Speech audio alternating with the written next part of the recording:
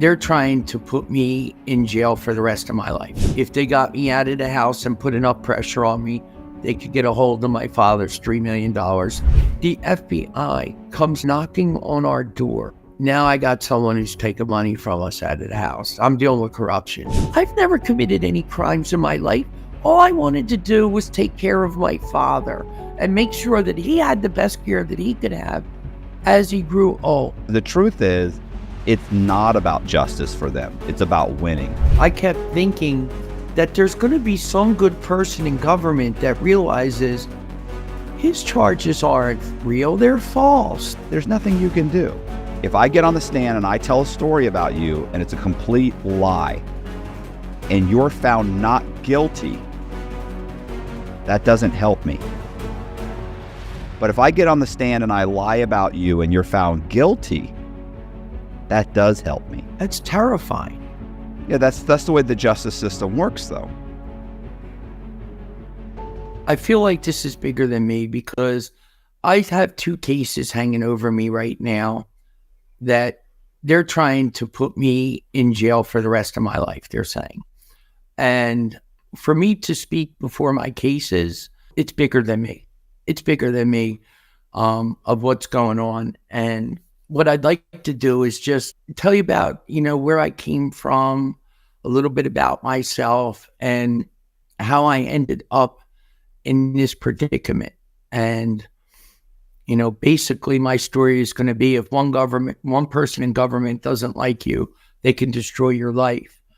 But I was born in the Bronx, New York, 1964. And I come from a family that always serves in the military. My father was in the military, his father, my brother, and myself, I was in the Navy. So my father served during the Korean War, but he was really, he was in Bamberg, Germany during the German occupation. And so when he came back from that, he went to 12 years in night school to NYU on the GI Bill. It was a big deal. We were living in the ghetto in the Bronx and on the 5th floor tenement. I remember it well. I was in grammar school at the time. After he graduated NYU, which is a big deal, it's a good school, he got a job in Philadelphia. So that got us out of New York, my mother and father, my mom. My father got a job in Philadelphia and we moved to South Jersey, a nice suburb. Just to give you an idea of, my parents were just two kids from the Bronx that had children and worked their way out and believed in family and loved us to death.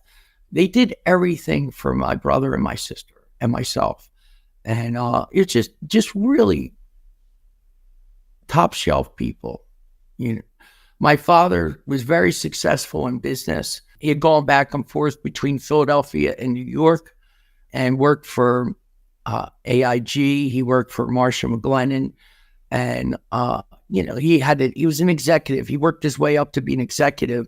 And as he worked his way up in life, we worked our way up in life. As the kids, we went from the Bronx to a little home, and then we went to big homes and nice, estate neighborhoods like that. So right.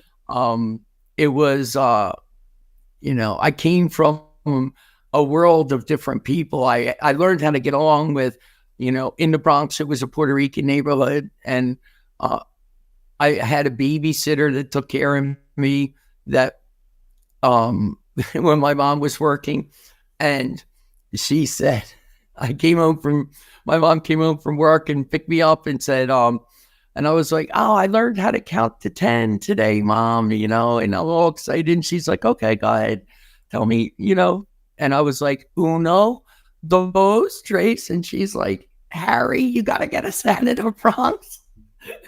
Billy knows how to count to 10 in Spanish before English, that kind of thing. So very, very proud of what they've done. And as I got older, even more proud. And and then just a little bit about my background is that I was entrepreneurial at a very young age. I had graduated from Washington Township High School. I went to a community college, and then I went to Eastern University. And then I opened up my own business. And I opened up back in the day, if you remember the internet connections where they went like, and they made those noises for you to connect.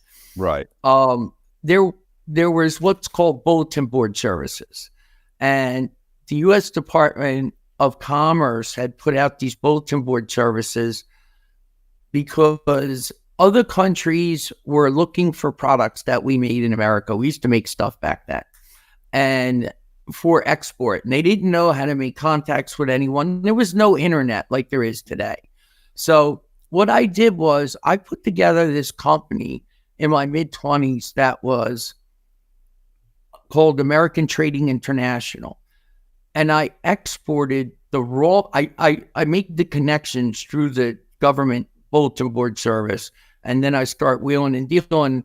And I exported the raw material for convertible tops for BMWs and Mercedes. I had them manufactured in Johannesburg, South Africa. And then I imported them back in when my big client was Maryland Casualty. They would call me up and say, okay, we have someone in your zip code that a tree fell on their top, So the more tops I sold, the more material I exported. And so I was very successful at a young age.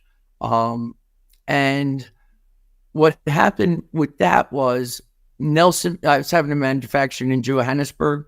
And when Nelson Mandela took over, he was afraid all the white people with money were going to flee the country. So he froze the money. And that put me out of business, unfortunately. So I learned my lesson never to have just like one good client, to have multiple clients. That was a learning curve for me. And just prior to that, I should say, and I'm sorry that I'm just going back in time, but it's only a couple of years.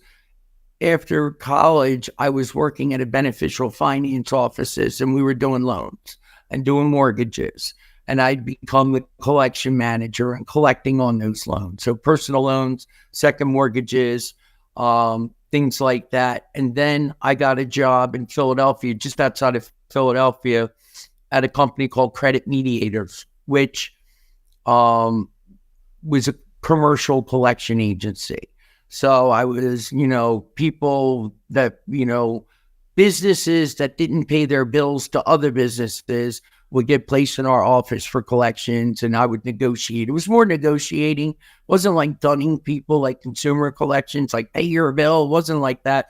Right. It was more like, well, this invoice here, we feel we did pay. It was a negotiation is what it was. But, it was still businesses that weren't paying their bills. And then I started the American Trading International. And then when that went under, I went to a company called Milliken & Michaels, which was the largest commercial collection agency in the country. And I decided at that point, I was going to work my way up the corporate ladder like my father did. And that's how I was going to, be successful in life. And I did just that. I worked my way up to vice president of marketing. And the company got bought, and anyone making over a certain salary got laid off. So I had worked my way up this company, and I got laid off, and I was like devastated by this because I put my all into it. This was my career. It was part of my team. And so I decided, you know what? I'm going to start my own collection agency. I already had entrepreneurialism in me. So I started my own commercial collection agency, which took off, So I was always above average at things, but had a strong work ethic. I wasn't the smartest guy in a room, but I was above average intelligence, and I could outwork anybody. So with commercial collections, I could bring clients on. You have to call people up and get them to place accounts with you for collections. And then I could also collect the money as well and negotiate it because I knew both sides of the business. And I did that for years. And I mean, just back in the day, Matthew, not being a very big company, but being the owner of a successful company, because I always believed if you can sell, you can have your own company. It's the key to everything, sales. If there's no sales, I don't care how good your accounting department is. It doesn't make any sense. All right. But if you can sell, then you can be an entrepreneur. And so, the company was very successful for years and years and years. And, back then I was making between $10,000 and $20,000 a month. It's a lot of money back then. And it's a lot of money now. Well, money now. Yeah. Right. But, but I was young. And then during that period of time, somewhere in between in my early 20s, I forgot to tell you that after I did a couple of years in community college, I was going to go to a university, and I went into the U.S. Navy Reserves to finance that, kind of like my father did with the GI Bill. And so I went into the Sea Mariner program, the SAM program in the Navy, where you go to boot camp and you're schooling. I was a signalman in the Navy. And then after that, you did 1 weekend a month and 2 weeks in the summer. And they helped pay for your college. I mean, there was just so many benefits to doing it. And I absolutely loved the Navy. I was assigned to the USS Astotion, which was a fast frigate with guided missiles. And I love the Navy. I thought about making a career out of it. I really enjoyed it. And then a war broke out. So I was like, wait a minute. I just joined this to get college money. I didn't know, that this was going to happen. So What happened is my ship got activated to go over to Desert Storm. And I don't know if you remember, but there was a ship called the USS Stark that got hit by an Exocet missile a couple of years before that in the Persian Gulf.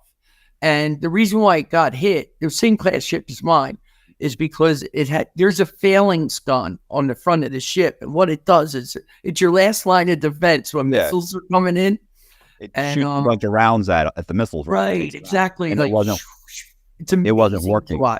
Right, exactly. It wasn't working. It was offline for some reason. Right, exactly. And so it wasn't working on my ship. So they had a big going. It got hit? Same class ship. I'm being activated. I gotta go to Philadelphia Navy Yard. I'm not coming back. I had a big going away party for me at the VFW, and my ship was in Guantanamo Bay for 2 weeks of training. That's where you go before you go to war. And the failings on wasn't working. So they were like, all right, well, after your weekend, you can go home. And I was like, what? I brought everything with me. I said goodbye to everyone. So it was pretty funny because I came home and my father's like, oh my God, are you AWOL? And I'm like, no, the ship that, I came back because the failing scum wasn't working. And I don't know. I think some people thought that I just had a big party on them. It's pretty funny. So now I'm in the Navy, and what happens is I get injured in the Navy. And but did you end up going? Nah, my ship never went, and the war was over in like 3 months. Right. Okay. It was nothing to that war. I was done. By the time they fixed the gun and we were going to get ready to go over, now they're looking to get people out of the military. They got too many people in. That war went by in like 6 months. And so in the Navy, as a signalman, I was the guy on the flashing light and the flags. That was my job. And we would talk to other ships during radio silence. We're going back in time a little bit. So, other ships couldn't locate where you were. So you used the light to communicate to your fellow ships. And part of what I had to do is I had to be on top. I had to service the light at the very top of the mast as a signalman. And I did. So I'm up there, and when you go up that high, okay, there's radar that goes around on other ships. And if that radar from another ship hits you and you're up high like that, you're dead. Okay. It just fries you like a microwave. And so I was up there that they'd notified the other ships, hey, we're sending our signalman up. Turn off your radar. And someone turned their radar back on. So I was hit with like a microwave, and it's kind of like cooking my insides, like a microwave. And I get sick and they bring me down, and they basically, the ship's doctor was saying, do you want to go to the hospital? I'm like, I'm nauseous, I'm sick, but I don't really feel the effects of what happened to me. I'm just very sick and throwing up and vomiting. And the old man came down. That's what we call a captain. And, you got to understand, when there's a time of war like that and you're going off to fight, the people next to you are going to be the people that you're going to save your life. You're not really fighting for your country. You're fighting for the guy next to you. And there's a certain camaraderie that comes with that. And the captain basically said to me, if you end up going to the hospital, it's going to affect people's careers. We messed up. If you go to the hospital, if you want to go, if you think you're sick. And I was like, no, I don't want to go. And then a couple of days later, I felt better. But one thing that the ship's doctor told me was that there was a chance I could be sterilized from that. And I'm young, I'm in my 20s. I'm like, whatever. Unfortunately, that's what ended up happening. And so it prevented me from having a family, from having kids. And that was really destructive to me in my 20s because, you think about, you're young and meet pretty girls and, you fall in love. And then you think, I can't have a family with this person. I'm not going to do that. How many girls that were in love with me that were like, oh, I don't care, Bill, we can adopt. Man, I'm not doing that to someone, Matthew. I'm just not. You don't do that to people. So this kind of affected me, and I drank a lot as a result of it. I'm a sober alcoholic now, 7.5 years, almost 8 years. And so it really affected my life because I thought I was going to be a family man. I thought I was going to be successful. This is what I thought was going to be set up for me in life, that my mother and father worked so hard to give us this opportunity, and I was going to take full advantage of it, Matthew. I really was. I wasn't like one of those free loafers. I wanted to have stuff in life. I wanted to be successful. And so it really affected me mentally, which, so I drank a lot over it. And it just affected my career. Now, back then, in my 20s, I have a younger sister. She's 7 years younger than me. And I never told anybody about it, by the way. I kept it to myself, so I harbored it inside me. I never told my parents. I never told anybody. I felt ashamed. So I have a younger sister that I absolutely adore. I'm 7 years older. I look out for her. I'm her big brother. And she does the right thing in life. She goes to college. She runs track. I failed to mention that I was a nationally ranked tennis player in college. I thought that I had a chance to be a professional tennis player, but I just fell short. So my father ran track too at Madison Square Garden. When we're family of athletes, military people, like this, jocks, like that. Right. And so she did the right thing. She went to college and she falls in love, and she falls in love with a person. His name's James Noller, that he wants to be a New Jersey state trooper. And he comes from a family of cops. Like his grandfather was a police officer. He's a police officer. His father was a police officer. His son's a police officer. And the reason why I'm telling you this is because of him, he's caused my wife and I, so much pain and anguish um, by going after my father's inheritance. And I'll get to that in a minute. But, you know, he was a dick. He just was, like he Right. just a bully, bearish, big dude, German, big guy, and know it all. Just, like have people over for Thanksgiving and have them over and you'd be watching a game and he comes in and changes the channel in front of everybody like that. Just a dick, didn't care, like that. So, very arrogant, and then knew, he knew everything. You couldn't tell him nothing. And I also would like to say that, my mother was the glue that held my family together.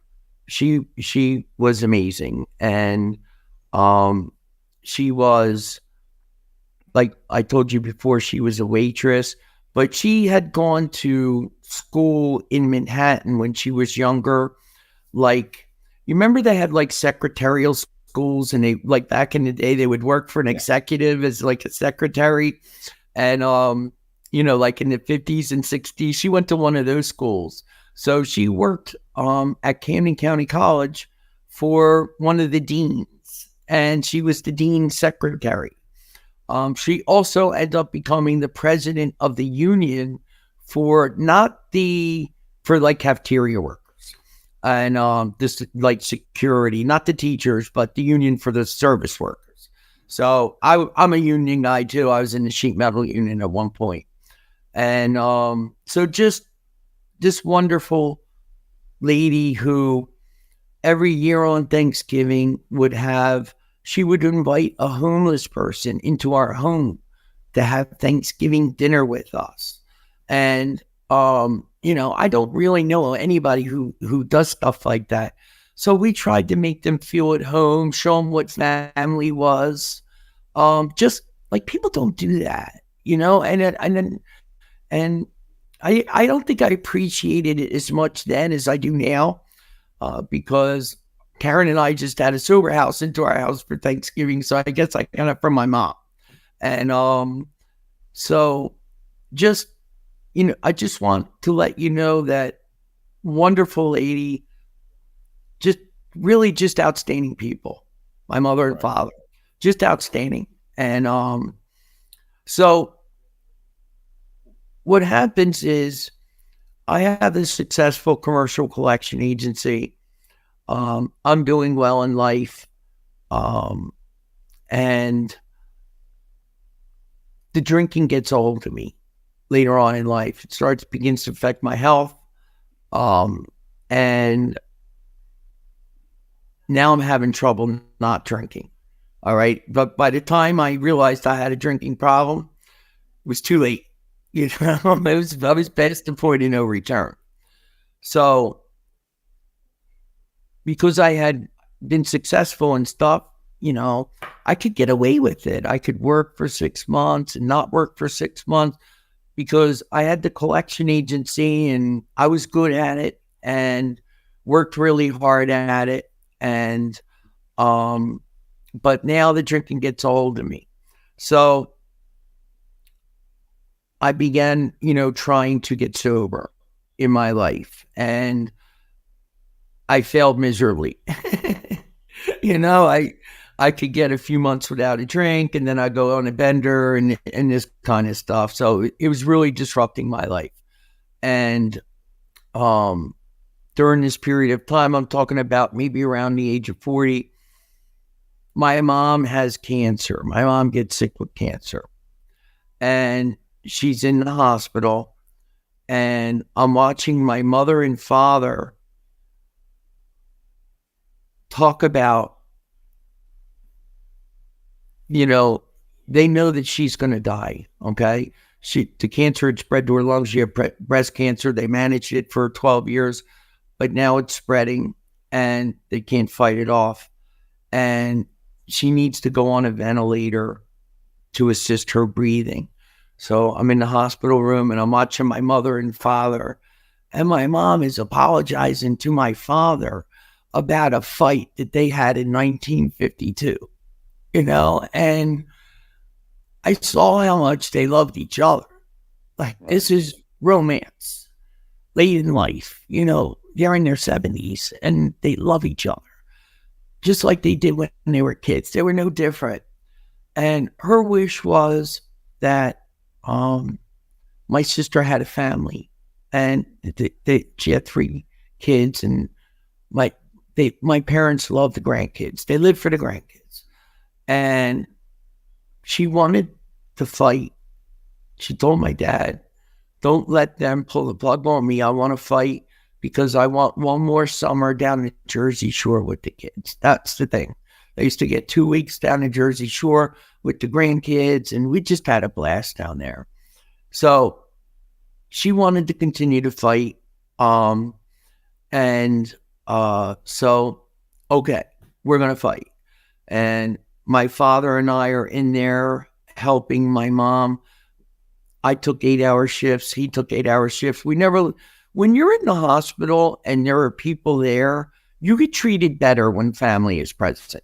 If you don't have family there, sometimes like they're not responsive, the staff, so,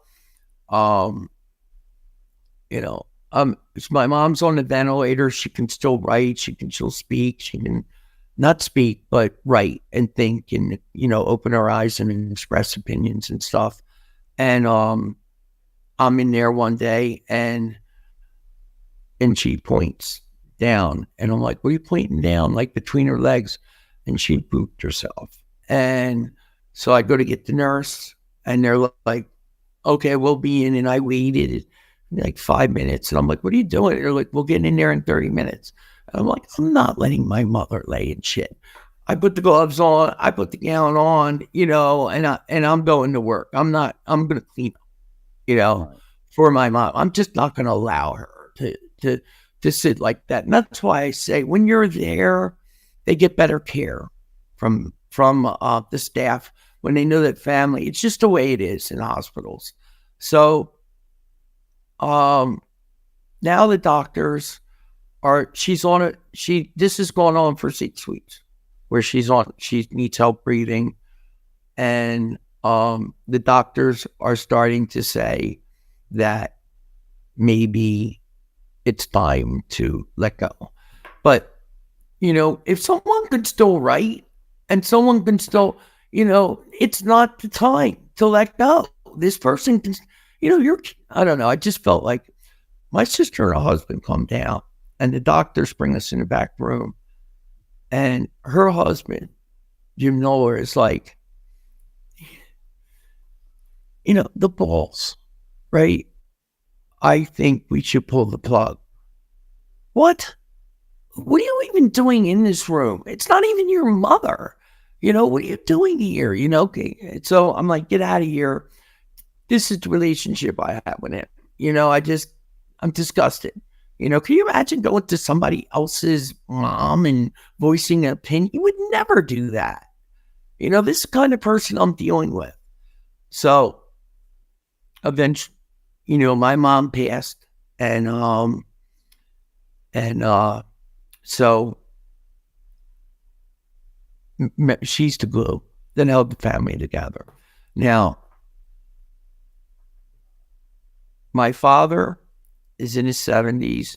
They live about an hour and a half to 2 hours away in New Jersey. And I stayed to live with my father because we had other family members when I was younger where a spouse died, like my great aunt. Her husband died, and she died 6 months later of a broken heart. She was healthy. Very common. Right, exactly. And I'm determined I'm not going to let this happen.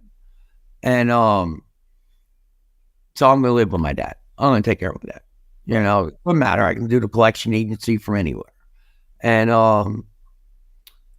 so what happens is that my father is now going up to see my sister and her husband, to see the grandkids. And now they decide they don't want me up there. All right. Now I'm doing all the driving because he's like almost 80 years old, 70 years old. He's older. It's a long drive for someone. Drive 2 hours there, stay there, drive 2 hours home. Not that he wasn't in good shape. It's just too much for people when they get older. And I'm like, what? Well, they don't want me there. I don't get along with the husband, and I don't know. So he's doing all this driving himself, and I don't get along with them. My father's grieving. He's not eating, and I realize I'm not going to be a superhero here. I'm in over my head. I'm watching him die in front of me, and he's healthy.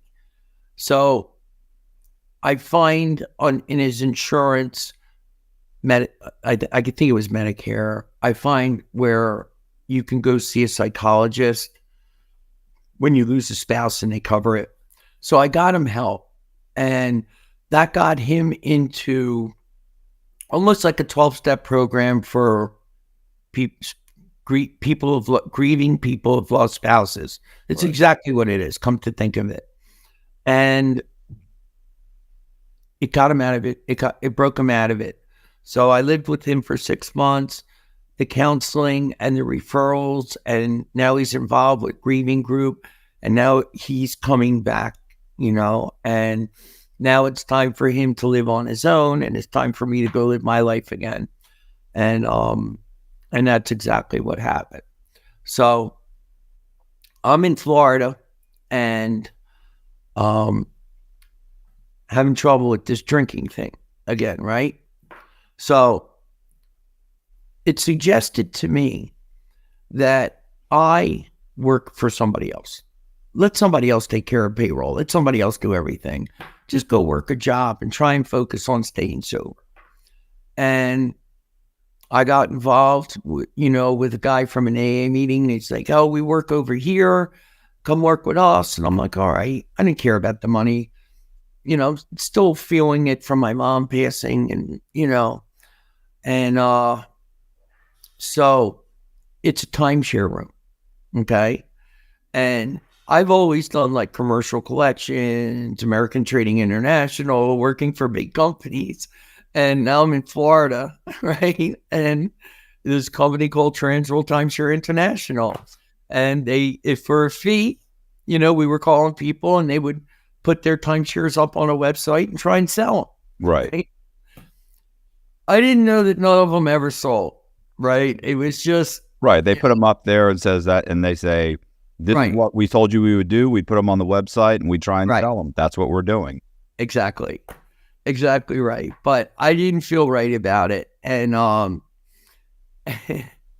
don't want to sit there and pitch someone and tell them, if you advertise with us, we're going to bring you offers when they come in on your timeshare, and knowing that there's no offer. Nobody wants to buy a timeshare.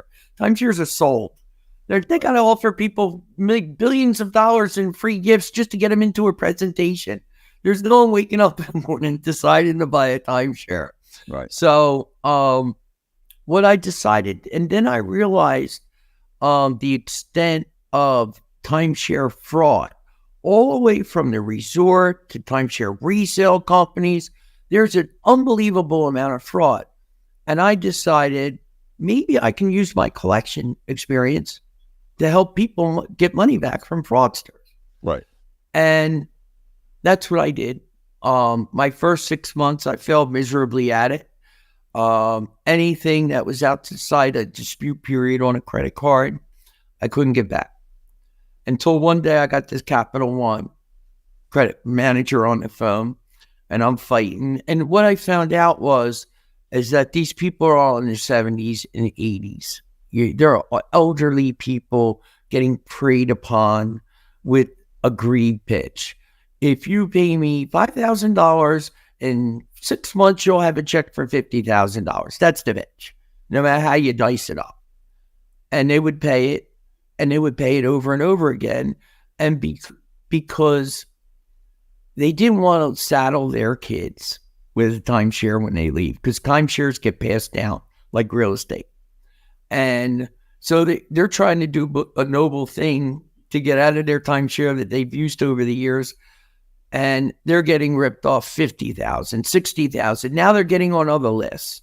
And, they're getting defrauded. Vacation rooms are now calling them. And so when I dove into this collection industry, I realized this is a mint, because this credit manager at Capital One just explained to me how to help one of these customers get their money back. All right. And he told you this on purpose or by accident? No, they just struck up a conversation and said, it's a shame, because if you had done this, and I can't tell you because it's proprietary information, but my business took off after that. Okay.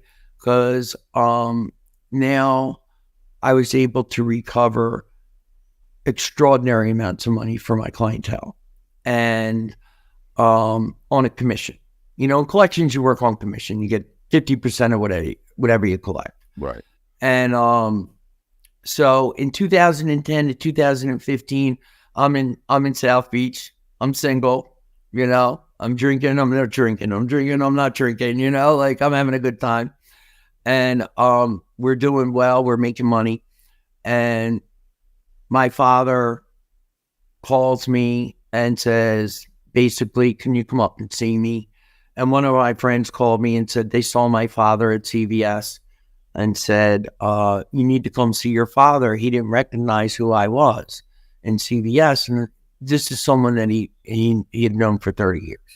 Right. You need to come up and check on your dad. So I go up and check on my dad. And he says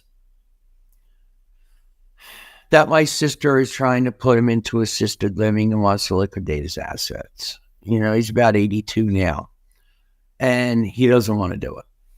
And asked me, can you move in with me and stop her? Can you help me with the house? He had a 3,500 square foot home, monstrosity. It's just himself. It was too much for him, and he wanted to live his life out in his home. That was the thing, that was his measure. He came from nothing, and he had this big home, and he paid it off over 30 years. It meant a lot to him, as well it should. It was a major accomplishment. And so I move in thinking that my sister will be happy. I get along with my sister. We're friends. I don't like her husband, but I get along with my sister. So I remember the date because it's my sobriety date. Last time I took a drink was February 1st of 2016. And I had fallen in love with my now wife, who said, you drink again, I'm out of here. I'm done with you. And I did not want to lose her. It's hard to find love late in life. And I did, I didn't want to lose her. So I just know, because I received a phone call from I'm living with my father. Okay. Taking care of my dad. And I'm thinking my sister's going to be happy. Billy came to the rescue again, just like he did last time when mommy died. Now he's going to, but no. They had different plans, and their plans were they wanted his money, and my father was worth around $3 million. And I guess they wanted it before he was ready to go. And so they were threatening to put him into assisted living and sell off his assets. And I thought that we're going to be, I thought it was more of, they were concerned about him living at home alone. And I'll move in with him and I'll help take care of him. Right. I didn't know it was, I want his money, because, people get old and they get a little paranoid. So when he told me that, I wasn't really certain that was the case. But it was, because that first week in February of 2016 was a Super Bowl. I'm not drinking. I'm detoxing. And I get a call from Captain James Noller, New Jersey State Police, saying, you need to get out of the house. He's threatening me. If you don't get out of the house, I'm going to come down there and beat the shit out of you. I'm going to drag you out of the house. And I'm like, it's not even your father. Like, remember this thing that happened with my mom? Right. Like, who does this guy think he is? And of course, I just think of those two as knuckleheads. I don't know why. I never, I knew he was a captain with the New Jersey State Police, but I didn't realize what kind of authority he had. Right. Because I knew when he was younger, it's kind of a buffoon, Right. and arrogant and whatever. So he's threatening me. And I'm like, what are you talking about? It's not even your father. If you don't, and then he goes, you don't think I can have you arrested? I'm like, no, I don't think you can have me arrested. Don't you have to do something wrong? Boy, was I naive. And this is what happened. All right. So now I'm staying with my father. Karen and I get married, and she's helping me take care of my father. It's very difficult to take care of another person. And, we had to have the talk with my father of, you're not allowed to drive anymore, Dad. I'd That's a sit him horrible down, but you have to be respectful. Yeah, that's a horrible conversation because It is. It's so, it's their their independence. They're extremely prideful. It's a horrible conversation when they had to have that conversation with my dad, and then when they had it with my mom, she kept the car. She wouldn't let them sell her car. Right. It's like, you're not going to be driving your car anymore. I'm not selling my car. Right. Like, nobody's taking the money and taking off with it. But she's like, it's fine if it sits in the parking lot. I have a space. I want my car. Right. Like, it's fine, But yeah, but it's like even though she knew I can't drive it, it doesn't matter, Right.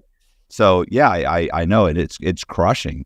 It's crushing. It's really hard. But what's funny is that, so he agrees, and we take his keys because he had some close calls, and he has fender benders. No one's hurt yet, but it could be coming. And I just told him, if you hurt someone or killed somebody or something happened, do you know how horrible you would feel? So he agreed, but what he had a spare set of car keys. And so when we didn't park behind him in the driveway, he would take the car. He would go out. So we had my dad got lost. My dad got lost one time. Right? Like called from not even a mile away from the house that he had, or the area. Really, they had two houses in this area that weren't even half a mile away from one another. And this is an area he'd been in for 30 years. He was about a mile away from the house he was living in.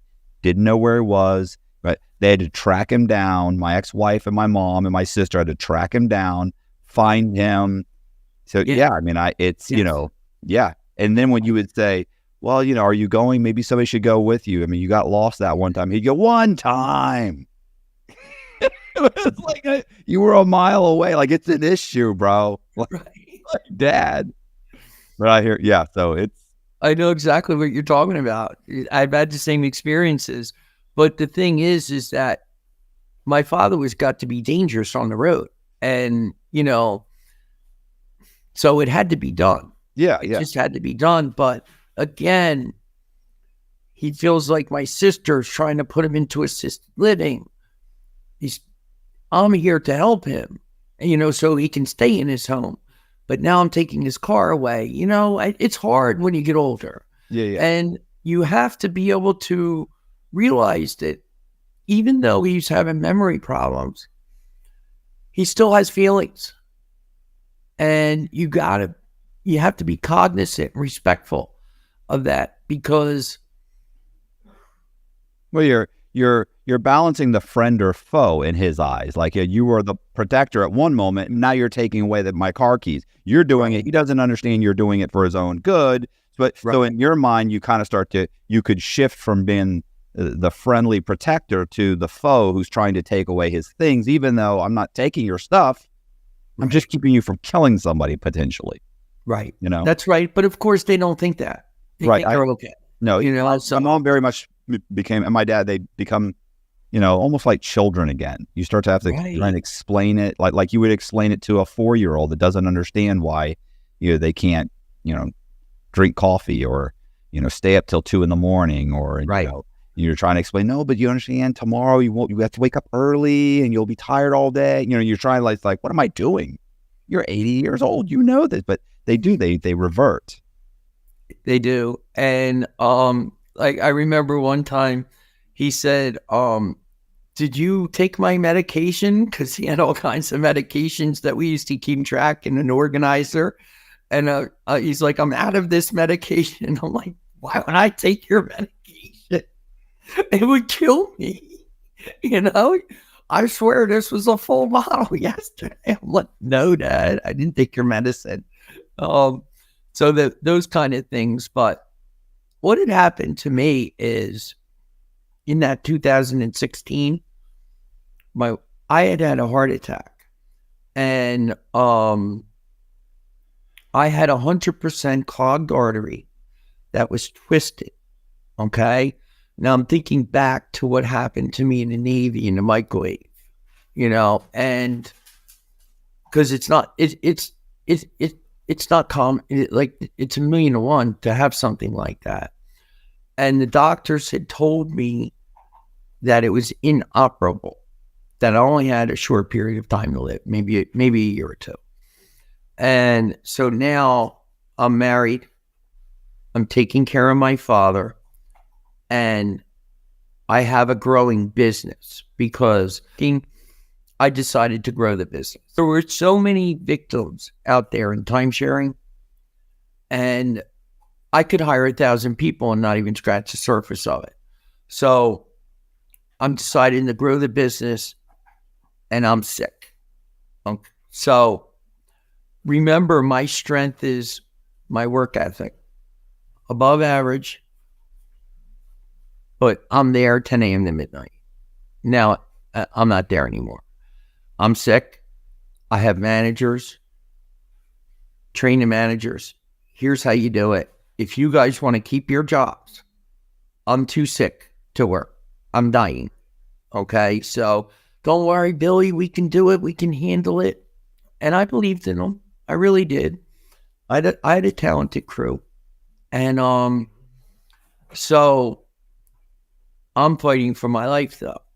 I'm going to the cardiologist for an appointment, and he calls me an ambulance and sticks me in the hospital. This happened several times. They couldn't fix my artery. My feet were swelling. I had no circulation. I couldn't function. There was, my hair didn't grow. I didn't need a haircut for 6 months. I was dying. Didn't need to cut my fingernails. And there was this treatment called EECP. And it's for people with heart condition. It helps with your circulation. And it did help me because when I was walking now, I had a flop on my right foot.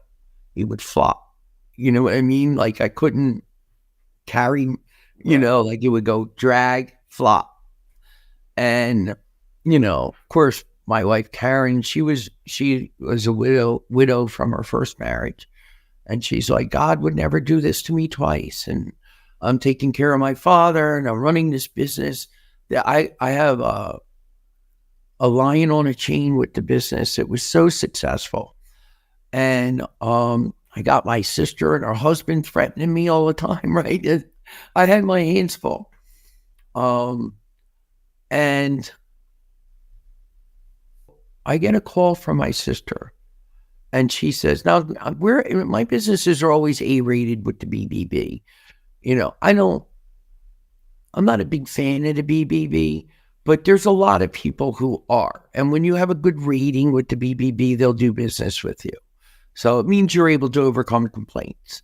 And I had very few complaints with our business, which is odd because our clientele were senior citizens.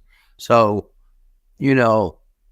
they were paying fraudsters over and over. and they were getting preyed upon, I should say. And so I get a call from my sister. The company's A-rated with the BBB. And she's like, I saw a couple of complaints with the Better Business Bureau, and you're stealing from old people. And I was like, seriously, no, I'm not. I'm like, we have thousands of clients. We have like 3 or 4 complaints, and I think the lowest our rating ever got was B minus. And, which is good for that industry. It's excellent for that industry.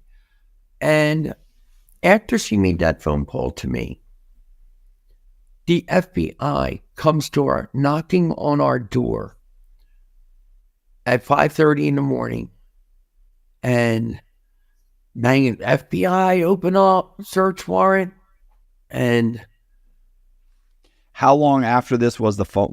You had the phone call, and how long? 2 weeks after. 2 weeks? Yeah, 2 weeks after. Now, do you know what happened? Do you know what the complaint was? Like, do you know that they made a complaint, or you're just making that connection? I didn't find out later until my father told me. But at the time, I didn't make the connection because, first of all, we weren't doing anything wrong. We're helping people. We work on commission. Right. And I just never made that connection. I just didn't do it. I mean, I didn't think they had that kind of power. And so the FBI's in our house, and I used to have great reverence for the FBI. You know, I thought they were protecting our country, and I had great reverence for all law enforcement, to be honest with you. If I ever had trouble with law enforcement, it's usually I was the problem. It wasn't them. And so they're in our house. There's like, I'm going to say 12 agents in our house, a lot. And they are acting as if it's a frat party. And if I wasn't the subject of the search warrant, I would have joined in. They were having a lot of fun. They were nice and saying stuff. But why are you here? We don't even know why you're here. Right. And you'd never had any subpoenas at your office? You'd never had anybody? No? Nobody had been indicted? Nothing. This just suddenly, boom, knock on the door. Right. They have a subpoena to come in your house. Did they also go to your office? Yes. So at the same time, they're at the office. Right. Okay. Simultaneously. Yep. And but you have to remember that we work on commission. We're helping people get money back. If I get you $10,000 back, you owe me $5,000. That's the way it works. Right. And people were happy to pay it because we were helping them get a lot of money back. And so what's going on here? Why are you here? And we're now finally, after they go through everything, and they have me, my father, and my wife sitting on the sofa, I think we were handcuffed. And my wife, Karen, said that, they found your father's money. Because my father used to keep $50,000 in the house because he didn't believe in banks. He was afraid the banks could go under and stuff like that. Right. And so, okay, so what? So they found $50,000. In the search warrant, it said they could take any cash that they found. And I'm like, okay, so why are you here? And they won't tell us. He's like, oh, did you have a DUI? And have you ever been arrested before? And I was like, no. And he's like, you didn't have a DUI in 2015?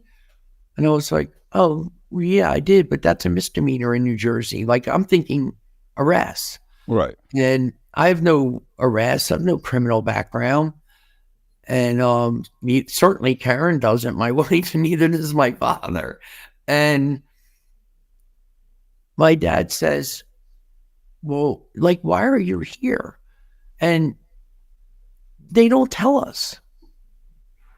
So now they're making us sign for $32,000. And I'm like, it was $50,000 in that envelope. Right. Now I knew at that point I'm in trouble. Right. Because now I'm not dealing with these outstanding members of the FBI and all this thought that I had in my head. Now I got someone who's taking money from us out of the house. I'm dealing with corruption. So now I'm frightened because I don't want to sign for it. First of all, it's my father's money. What do I have to sign for it? And second of all, there was 50 grand in there. And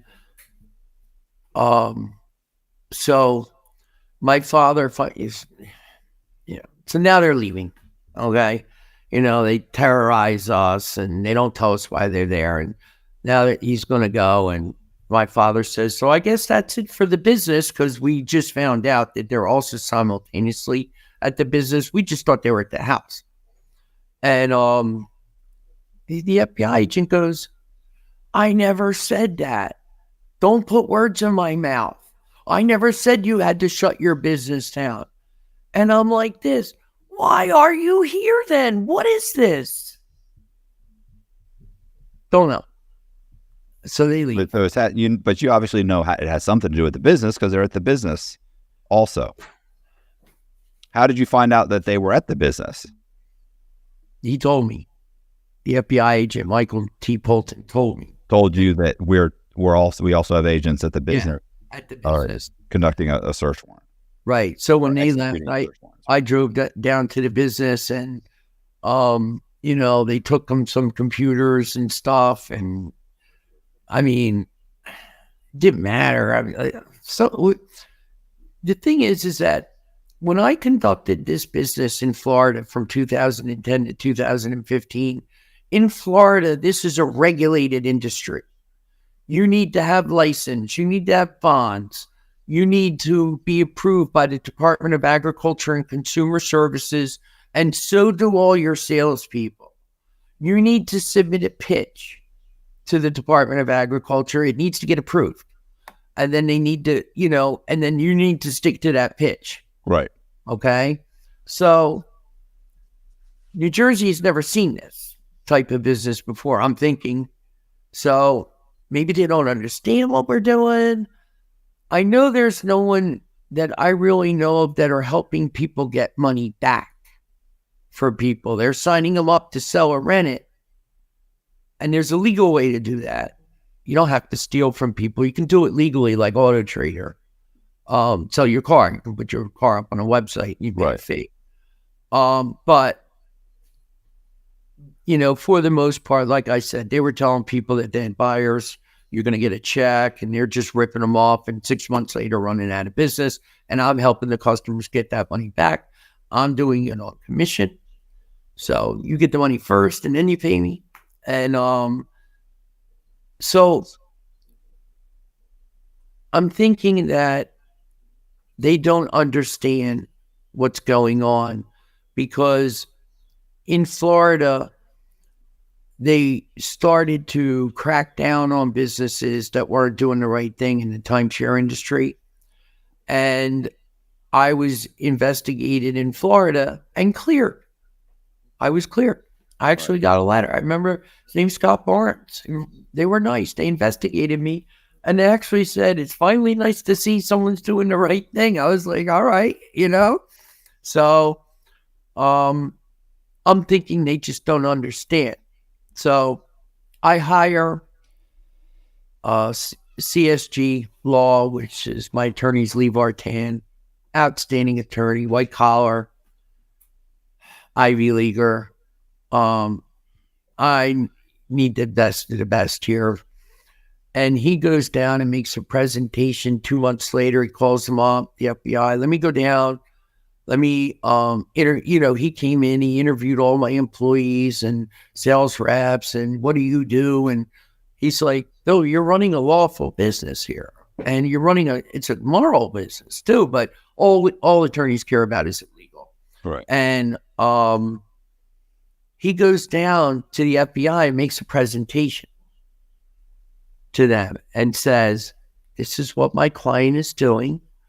We don't know why you are in there or what you think they're doing.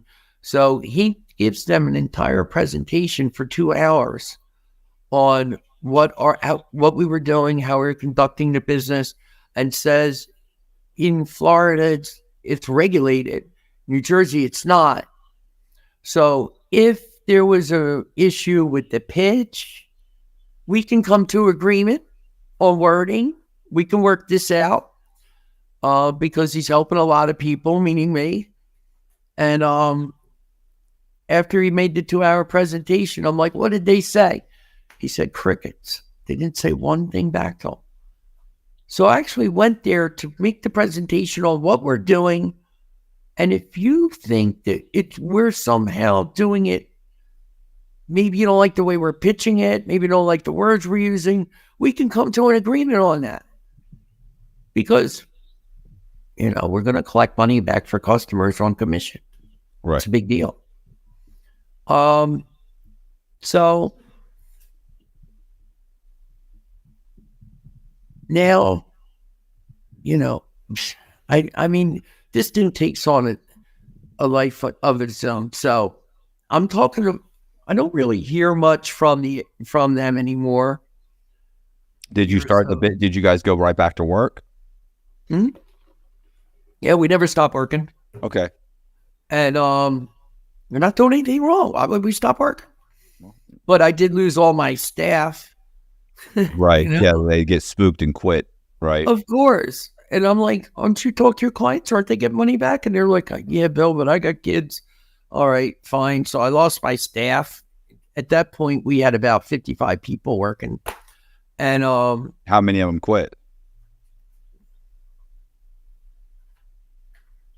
50. Whoa. I just start over. Yeah. We had collectors, we had customer support, we had sales reps.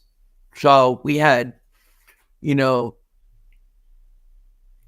there was a learning curve involved for me with this business as well. As an entrepreneur, you take your own money and your own ideas and you try things, and there are things that you can't foresee, and for example, after we got clients back money, I just figured that they would never pay a fraudster again, but they would take the money we got them back and they would pay someone again and then call us back in 3 months. You help me? And I'm like, all right. Like I had not foreseen that.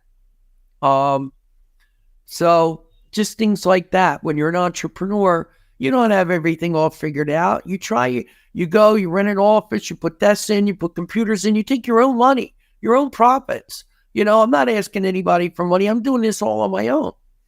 And so I had to, rehire. We had to start over again. And now I became the punching bag for the FBI. They started to torment us. Like, okay. So, and what I mean by that is that I lost all my staff. So at the same time, I'm getting sicker and sicker. I'm dying. They're not giving me any chance of survival, the doctors. And so I'm trying to attend this EECP therapy. I lost my staff. So I bring in new managers and I train them. And I say, here you go. You're in charge. All right. And up until this point, they're bringing in more people. They're bringing in good. And the thing is being a sober alcoholic, I told them, we always used to put this in our classified ad. Friends of Bill W. welcome. That's code for, if you're alcoholic, you can work here. So we want people to come in who want to help elderly people get money back from fraudsters And at the same time, you get paid very well and you can change your life too. So we had and people were really like, this is the best job I ever had, because if you're a salesperson and you sell a car, it's a machine. But if you get a call from Ethel who says, thank you so much. I was able to put a hot water heater in my house because you got this money back and I live in Wisconsin. This is the kind of impact we were having on people's lives. That affects you as a salesperson. It makes you want to even do better. Right. And that's what was going on with the company. Train new managers, bring them in. But here's the problem I was having. The banks, the FBI is sending my banks letters saying that they're investigating me for fraud. They want to subpoena my records. So one day, everything is fine. And the next day, I can't even do payroll. And no matter how good you feel about what you're doing, people need to get paid. Yeah. Or they're going to walk. It's just the way life is. You're not working for free. So I would go to another bank, open up a new account, because I don't owe the banks any money. I don't know why they're closing my account. That account would be good for a couple of months. I guess I don't know how the FBI investigates, but they must have got wind with the tax ID number or whatever.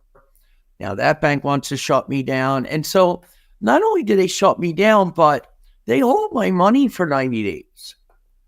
So I have to be able to do payroll and pay bills and pay rent and pay for leads. And, but so I need to have multiple bank accounts open, 4 or 5 bank accounts open, hoping that they don't hit them all at the same time. And I'm thinking this is going to go away eventually, because remember, in Florida, I was cleared. I'm thinking the best of them.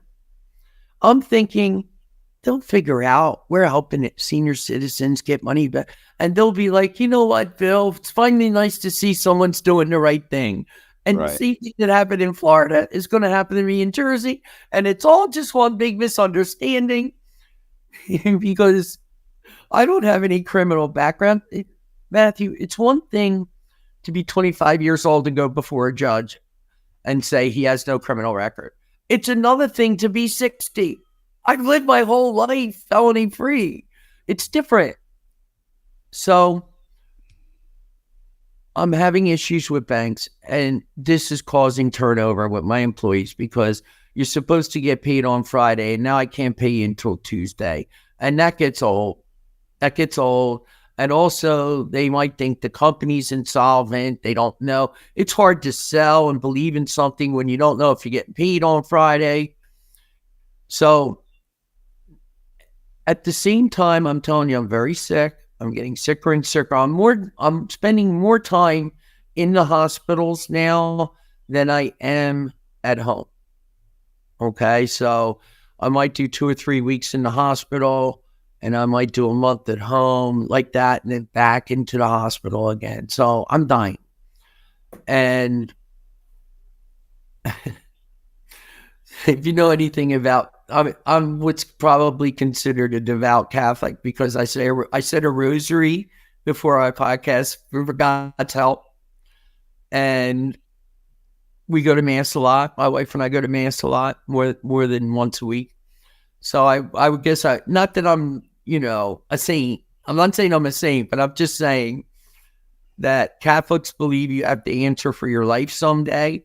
And I'm dying, and I'm not going to God and saying, I'm doing something wrong right before I die. I'm making sure my business is honest and crystal. There's no funny business at all. When no one was looking at my business, I did the right thing. And so I had no fear of anything being uncovered at all. So I'm having issues with the banks. I'm cooperating with the FBI. Lee Vartan is saying, okay, now they're requesting subpoenas. They want to know who your clientele is. All right. Okay. We give them our clients. These are our clients' name, addresses, phone numbers. What do? They sent all my clients out a letter saying that they're investigating me for fraud. And they want to know what we said and what we... Now, these people have already been defrauded. Right. And a lot... And essentially those letters make them think they were defrauded again. Again, right? And so maybe we got $20,000 back for someone and they paid us 10 grand. And we would do an ACH payment, a check by phone. And the clientele was taking these letters into their banks going, it happened to me again, even though they knew different. And the banks were taking the money out of my account and giving it back. They were refunding everyone. So in less than a year, we lost $200,000 or $300,000 in reversals on checks, services rendered, collection services performed. But I couldn't even get mad at the clients because all they did was get old. They didn't do anything wrong. And now they get this letter from the FBI. And they were probably like I was, had great reverence. Oh, this company's ripping people off. So they're destroying my business without charging me, is what they're doing. They're destroying me with the banks. They're destroying me with the clients. One day they showed up in the parking lot out in front of the office, and there was a dozen of them, and they had Dunkin' Donuts and coffee. And as the sales rep would come out to take a smoke break, they were like, hey, can we talk to you for a minute? Come over here. And they're like, Bill, why is the FBI in the parking lot? Because I didn't tell them what happened before, you know? And, there goes, 50 more people. Let's start over again. And I felt this was my calling in life, that I was going to use my collection talent to help senior citizens. And I knew I was doing the right thing. And this was a calling for me. This wasn't just a job. This was, I am going to help. Matthew, if you had a mother or grandmother that was late in age and they got ripped off, you would want to kill that person. You know what I mean? These are very hot, emotional issues. If someone stole from my mother, I want to go there and fly to Texas and kill them. I would get you the money back. You don't have to do that. All right? I'm here. And it felt good. It felt really good to do this. It felt like a calling. And so they didn't just send one letter, the FBI. They sent a second one a few months later. There was a phone number in the letter. If anybody called the phone number, they would tell them not to pay me. And I remember one guy specifically, I'm not going to say his name, but we got him back $17,000. And he said, hey, we called him for our payment. And he said, I just got a letter from the FBI and they said you're a fraud. And I'm like, but you got a check for 17 grand. He goes, I don't care. I'm not paying you. All right. So, all the seniors aren't saints either. Right. All right. So, but that's okay. So now I'm getting contacted by the New Jersey State Attorney General's office. They're investigating me now. And now I don't know what happened with the Better Business Bureau. We didn't really have any more complaints, but my rating went to F. And I'm on the phone with them. Protecting I the never had any experience with them before because I never had any complaints. And I'm sending them over all the collections that we've done for our clients going, this one's in the plus and this, and here's that we're A-rated. But I guess that they work with law enforcement. And once they get contacted by law enforcement, you're F-rated no matter what, even if you're a member. And so now I'm F-rated. Now my banks, I can't hold the bank account. Now my clients are reversing payments. And I'm spiraling down financially. So I'm talking to my father one day, and he says, hey, Susan, my sister, talked to your buddy Mike the other day. And I was like, oh, really, Mike? And he goes, yeah, Mike. And I was like, which Mike? My friend in Cherry Hill? No, the guy who came to the house. I'm like, Mike that came to the house? I don't remember. He's like, yeah, the FBI agent. And I was like, that's my friend, Dad? This is who you think my friend is? I'm like, why is my sister calling the FBI agent that's investigating me? And he says they're friends.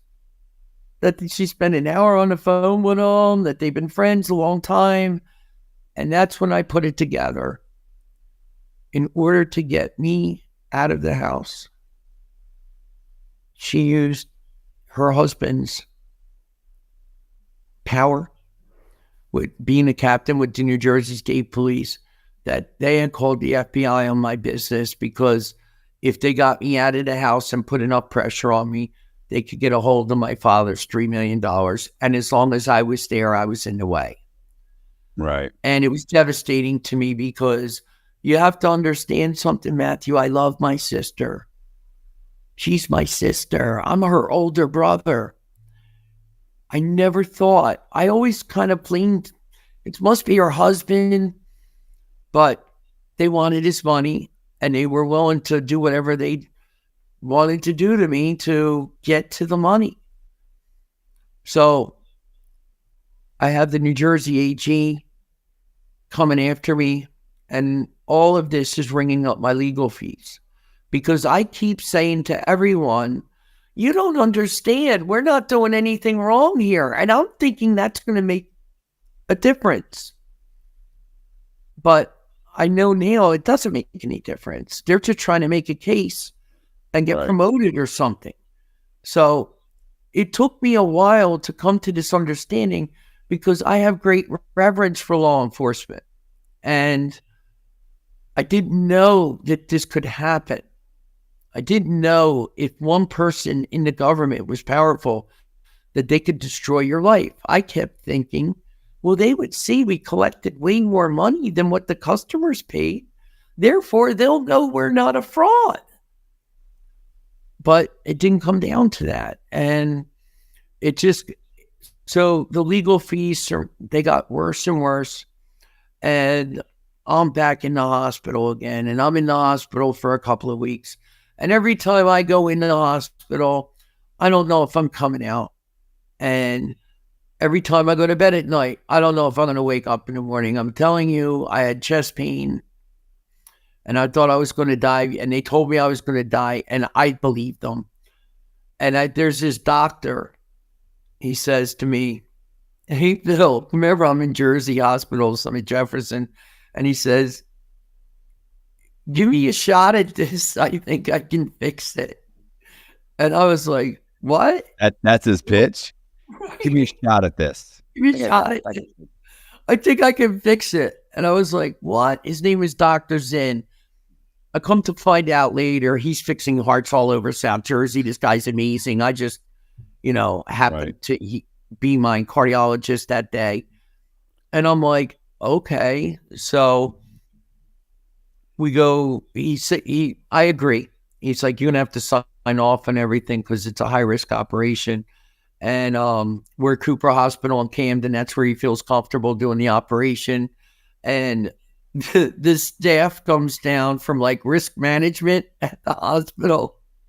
And they're telling me everything. They have to tell me everything that could go wrong with the operation. Right. I'm like, okay. And it's not comforting. Behind them is the staff, the doctors and the nurses that are going to perform the operation. And they're like, okay, you understand that if your artery could tear and you would bleed out right away. And I'm like, no, I didn't know that, but okay. And they're in the background going, don't worry, Bill, I know when to stop. And I'm like, what? It's like a cheering gap. And I'm like, all right, I would never do that to you, Bill. So I'm like, well, they told me I had an 80% chance at this. That's pretty good odds. I've already made up my mind to do it. They're like, you don't even have a 30% chance. I'm like, what? And they're like, you don't have a 30% chance and you can walk out of here right now. And I'm like, well, what happens if I walk? Well, you might live another 6 months. You might not. But at the time I had the option and I said, no, I, I can't live like this. I want to try it. And then an operation that should have taken 2.5 hours took them about 6. And I'm under there. And it was like they were playing music. I remember, how you going to do it if you really don't want to dance? By standing on the wall, get your back up off. I heard all those people. And they were like, get down on it. And they were like, it was like something you would see on television. And he was just so proud of himself when they went in a vein in my left leg, a vein in my right leg, and they went up and met in the middle, and they turned and they untwisted the artery and then punched the blockage through, put 2 stents in my heart, and I walked out of there the next day. Whoa. Brand new man. I ordered everybody pizza at the nursing station because I don't want to eat their food, and I'm ready to go home. And it was a miracle. It was a miracle. So God's performing miracles in my life, and got me sober. That was divine intervention. I take no credit for that. And solved my health issues, fixed my health. So now I have my strength back. All right. So now you're fucking with the wrong person. All right. I got my health back. All right. I can go 10 a.m. to midnight. All right. And you're not going to push me around anymore. I haven't done anything wrong. And you're going to find out what's up. So I'm better. This is what I'm thinking. So my father is having trouble with some of his medications, and it's lowering his blood pressure. It's called memantine for dementia. So when he would get up out of bed or go from a sitting to a standing position, he would feel woozy or he might fall. So we take him to urgent care, put him in the hospital, and the hospital said that he just needs to. We're gonna adjust his medication for him. Prior to that, I'm getting threatened by my sister, her husband. This never ends. This goes on every 2 or 3 weeks. You're a piece of shit. Get out of the house. We want daddy in assisted living. Oh, this never ends. But now is there a specific reason that they're saying why he should be in an assisted living when he wants to be in his own home? All they ever said was, we want to sell off his assets. We want to liquidate his assets. That's why. They never said because we think his care would be better there, because he wasn't an invalid. He was doing fine. I mean, we'd have to remind him when to eat and stuff like that, but It's not like he couldn't walk around. And he would still go to mass with us. He was still functioning. So, but between the FBI, between the New Jersey AG, the threats, the phone calls, you got to understand what this is doing to my wife, Matt. She's not made for this, and neither am I, to be honest with you. I'm not made for this. She's crying, upset. She's afraid the guy's going to come down and hurt me, Jim Roller. And nothing, we're not going to be able to do anything about it because he's a captain with the New Jersey State Police. So finally, I call my sister and I say, look, my wife Karen said, maybe they can do a better job taking care of them than us. So they said, we won't put him into assisted living. We're going to bring daddy into our home. And I was like, all right, we'll try that then. So, but they're saying they hate my guts so much that for me to give them a date that I'm going to leave the house. And they will come that day and get Daddy. Okay? So I talk to my father and I say, Dad, the FBI, I mean, something's bad is going on. I mean, we can't take this anymore, Dad, So he talks to my sister and says, okay, I'm going to live with Susan, Bill. I'm like, okay. So he was feeling, we give them a date, which is, I'm going to say, let's say today's Tuesday, and it was next Thursday, not this Thursday, but next Thursday. We're gonna call movers. We're gonna get all our stuff out because all my stuff is there, my furniture, all the electronics, everything, and we're gonna move. And my dad's okay with it. I wanted to make sure he was okay with it. So, and he didn't need to go into assisted living either. If they had left us alone, he could have lived his life out in that house. He wasn't in poor health. He had trouble with his mind, but he wasn't in poor physical health. So we take him to urgent care on Thursday. And remember, I'm leaving a week from Thursday. Right.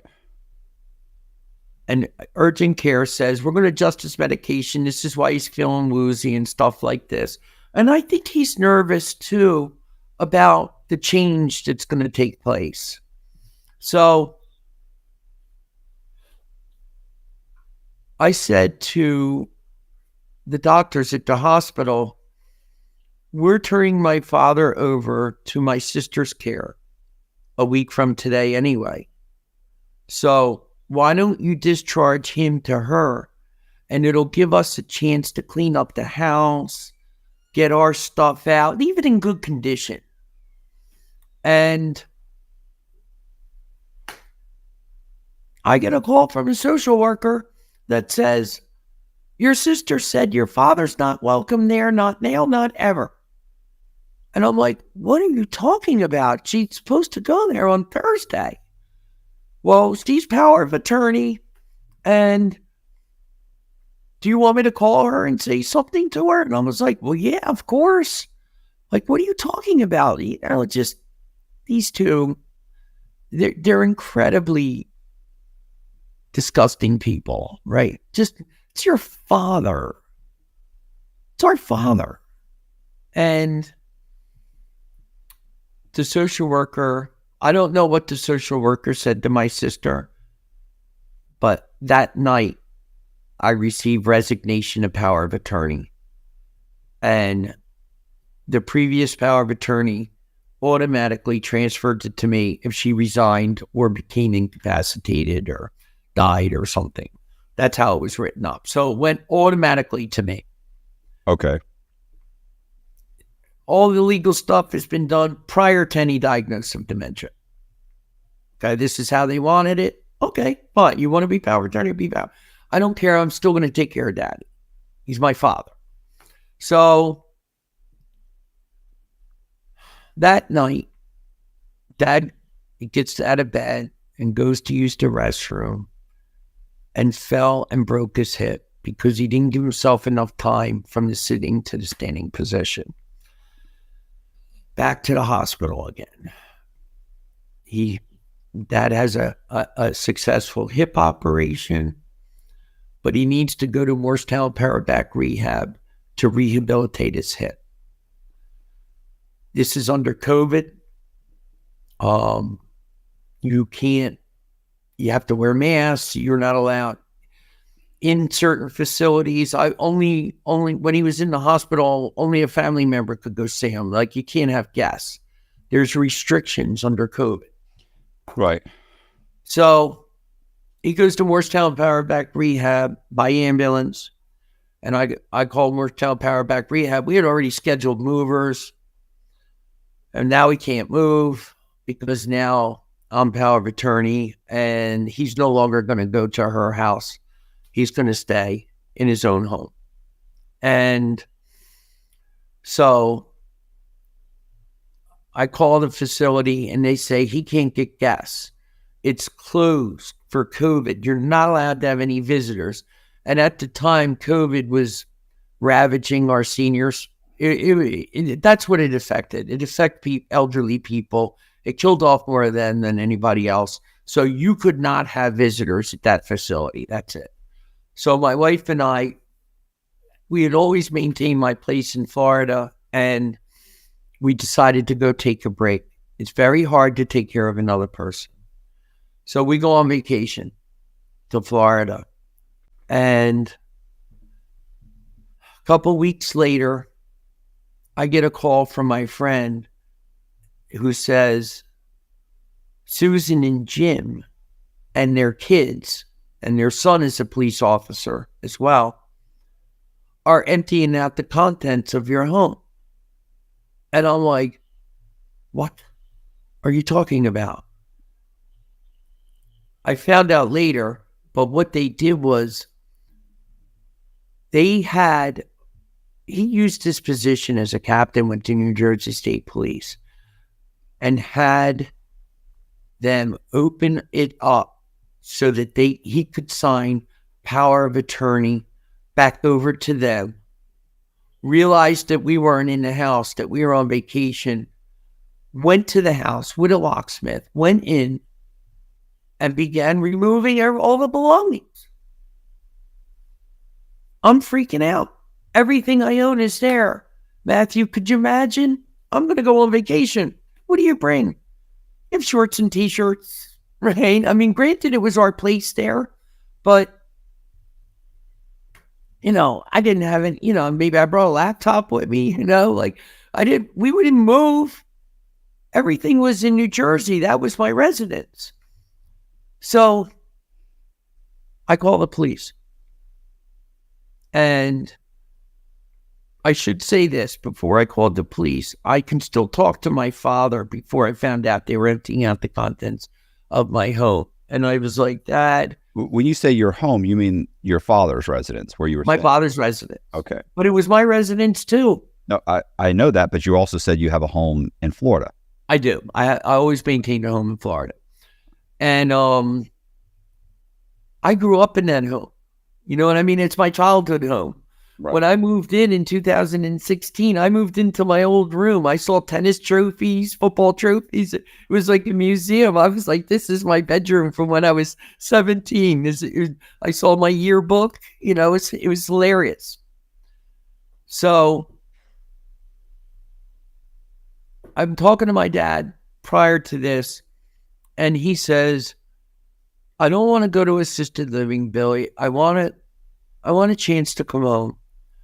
And I'm like, well, Dad, if you come home with this hip, it's a 3-story home, basically. Right. We need to have you on one floor. We need to put a shower in, and we'll move your office up to the dining room, and we'll move your bedroom set to the living room. And then we have a family room, a kitchen, and an outside deck so you can go outside and get air, because you're not going to be able to do the stairs with the hip. So if this is what you want to do, it's going to cost a lot of money, and they've destroyed my business. So he says, yes, this is what I want to do. I'm power of attorney. He had left me signed checks anyway. I never took any money off my father. I didn't need to. I didn't want to. And I start calling around, and it's going to cost like 30, 40 grand to put in a new bathroom, shower. That's very expensive. So I withdraw, I think it was $32,000 from his account, and I figure that's going to cover it. And now we're getting estimates because he's going to be released, and I want to make sure that the work is done so that he can come home and we'll have everything ready for him. So that's when I find out from my friend that my sister and her husband and her son are emptying out the contents of my home. What are you doing? You're not power of attorney. You resigned his power of attorney. Daddy wants to come home because my thinking is this. I don't want him in assisted living. He's going to die in assisted living. You need him home to be around other people so that, you can function. And I didn't want him to go in assisted living. I just didn't want it. I wanted him home. I wanted to take care of him. And my wife is a saint, and she treated him as if it was her own father, and she loved him, took care of him. So I call the cops and I say, they're emptying out the contents of my home. Not only are they not allowed to do that, but it's COVID. There is an eviction moratorium. I can't go to my attorneys and say, go to a court, go to a judge, because they're all closed. I had to rely on the local police department and the sheriff's department to stop them. Captain, New Jersey State Police. Right. My brother-in-law is stealing from old people. The FBI is investigating them. If you don't believe me, call Michael T. Bolton. He'll tell you. He's going to go to prison. So they refuse. So the local police refuse to help. Not only that, they charged me with stealing from my father, taking that money out of his account. So I caught a case on it. I think that's the terminology. Right. I caught a case. So I overnight the prosecutor. Her name is Jackie. I don't know how to pronounce it. Chaban. Prior, I'm filing charges against them, not the other way around. I'm pressing charges against them. You can't do this. It's under COVID. You're not allowed to evict someone, and I'm power of attorney. Who do you think you are? And there was a sheriff who asked me not to name his name, a detective with the Gloucester County Sheriff's Department, that said he wanted to charge my sister and her husband with these crimes. And he brought it to the prosecutor, this Jackie Chaban. And she told him it was civil and they weren't going to pursue it. What I didn't know is a few days later, I was charged with taking money out of my father's account. I'm power of attorney. Right. I'm putting in the bathroom. I'm not paying rent with it. So I'm upset. I'm really upset over this. They have me under investigation by the FBI, my business. They have me charged in a municipal court now. I've lost everything I owned.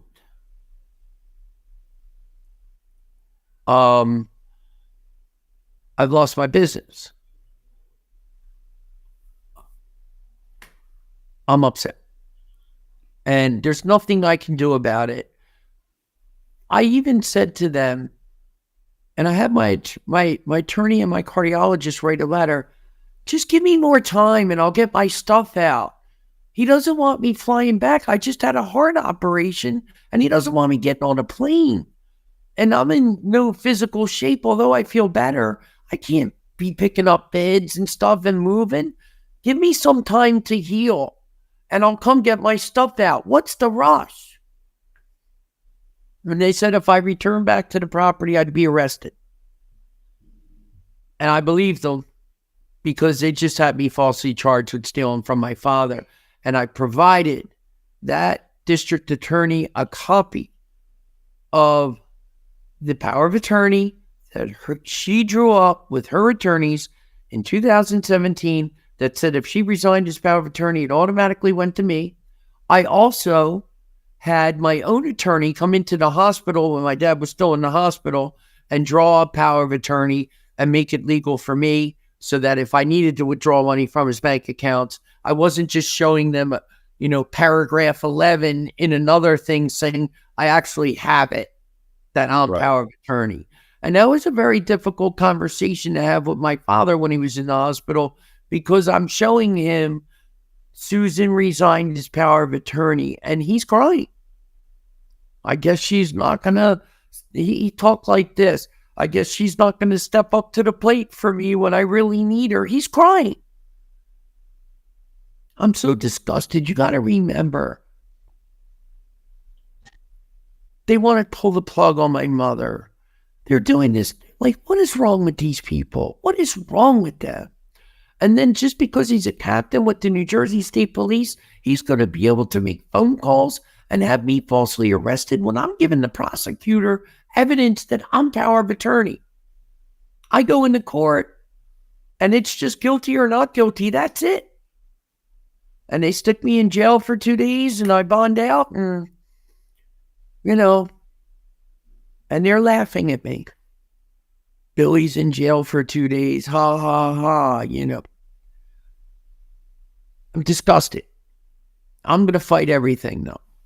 So at least I have my health back.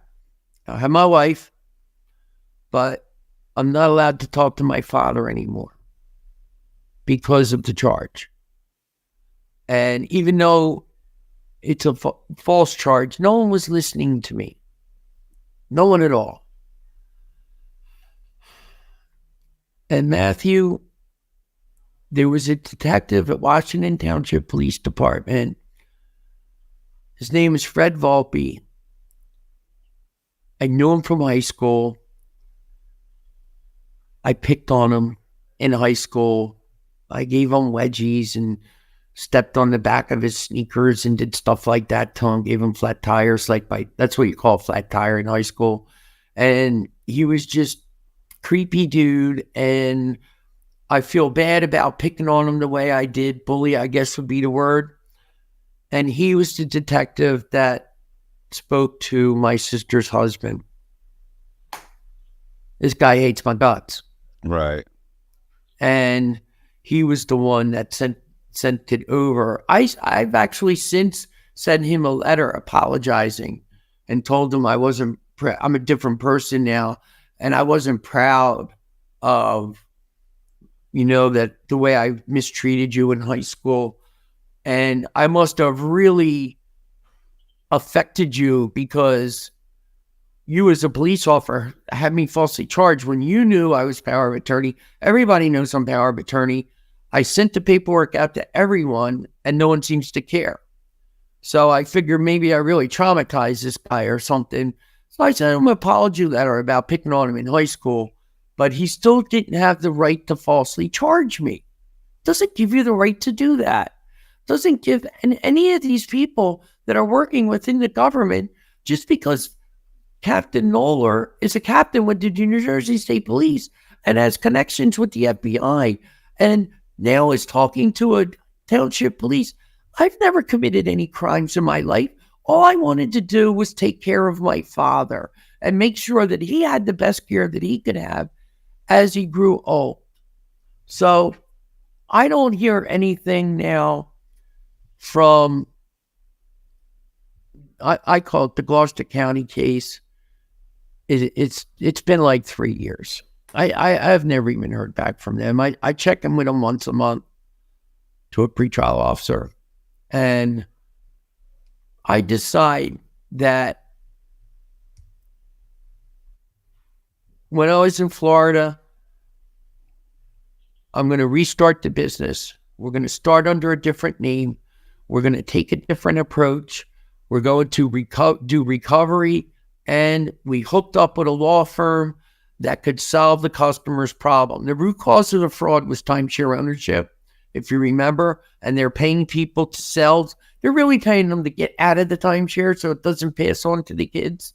Well, we're doing recovery, and if they want to get out of their timeshare, we can send them to our attorneys, and the attorneys will get to manage their property. Not a single complaint. Everyone's getting money back. Everyone's getting out of their timeshare properties. Maybe they didn't get what they bought for it, but at least it's not passing down to the kids. And A-rated with the BBB, everything is fine. So what happens? We're doing fantastic. This company now blows up to a couple of hundred employees. I diversify. I got my health back now, Matthew. I got my health. I have 5 travel agencies. I have an automotive repair franchise. I'm diversifying. I own a sober house. Men and women trying to recover from drug addiction and alcoholism. And I haven't heard from the FBI in 4 years.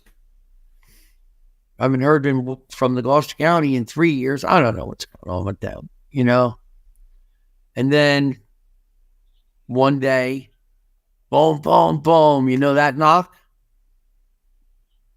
FBI arrest warrant. It was a couple of weeks before the statute of limitations went. Yeah. Right? And I had paid all this money to these, high-priced attorneys that said, if they do charge you, Bill, but they haven't admitted that it's a very difficult case for them. Well, no shit, I'm innocent. Of course it's difficult. That you'd be able to turn yourself in. Nah. Unbelievable. We're in shackles. Yeah. Like this. And we're like they put them around your ankles and you can't take a full step. Mm-hmm. They bring us down to Miami, and the one FBI agent put me in the hospital. He grinded his boot down the back of my calf and took all my skin off, and I was cooperating. I wasn't doing it. I'm like this on the wall, and he decided to have some fun. And when we got to the Miami, they turn you over to different law enforcement agents. I've never been arrested, so I don't know what this was going on, but it goes from FBI to them. And then they see my leg and they take me to the hospital. And I'm like, I don't want to go to the hospital because we're supposed to have an appearance before a judge later that afternoon. And I don't want to miss that because that's the one where they'll let me back out to make bond. So, guy puts me in the hospital. I don't complain about it, whatever. Not that I'm this big tough guy, but what are you going to do? You're going to kick a 59-year-old man. You're 25 years old. You're in the prime of your life. You got machine guns and bulletproof vests on, and you just decide to have some fun. And it's just not right. And 2 weeks before the arrest, I decided that I was going to run for mayor of Washington Township. And I announced my candidacy because I can't believe all this corruption, I'm saying. So I'm going to make a difference. I'm going to restore integrity back to the Washington Township mayor's office. Right. And they saw I was running. And 2 weeks later, I was arrested. I don't know if that had anything to do with it, but I don't know. My attorney says they like to arrest politicians. So, not that I'm a big politician, it's just there's some things that I wanted to do in Washington Township to make a difference in people's lives. And God had blessed me so much. Even though I had these problems, He blessed Karen and I with money. He blessed our employees with money. We're a big contributor to the Catholic Church. And I wanted to give back. And I was getting older, and it was getting hard for me to work 10 a.m. to midnight every day. So I was going to sell the business. So I get all these offers on the business, tentative though. And I'm assigned a pretrial officer, Jimmy Navarro. And in our apartment, we had a den. We had a 3-bedroom apartment with a den. We were renting. And in that den, we had like a little customer service, a couple of desks in there.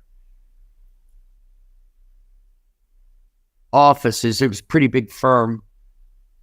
And a couple of hundred employees, big firm. But we just had a couple of right there where, we could, a couple of customer service reps. And some of them would help Karen with payroll and stuff like that. So when the pretrial officer came out, he said he violated me because part of my pretrial release condition was I can't see PII. Do you know what that is? No. It's people's personal information. They've never really said what it was, but so Karen did payroll, but they said she could do payroll. That's all Karen ever did. She was the bookkeeper. And he said, oh, there's a check on the desk. You have PII here. And I was like, well, that's somebody's paycheck. Like their name's going to be on their paycheck. Right. And he went and violated me. Now I got to go back before the judge. Prior to that, one of my employees, this company here, I perfected. The first one, remember I was telling you there's a learning curve? Right. You don't know everything. Second time around, oh, I got this down. We got DocuSigns. We got verifications. We have everything. No one's ever going to come back at me again and say I did something wrong because now I got everything in writing and recorded everything. And we changed it from recovery and the attorney exit program. So I had an excellent management team, Matthew. I'm telling you, it was a great company. People love working there. People love making money. I paid more than other companies.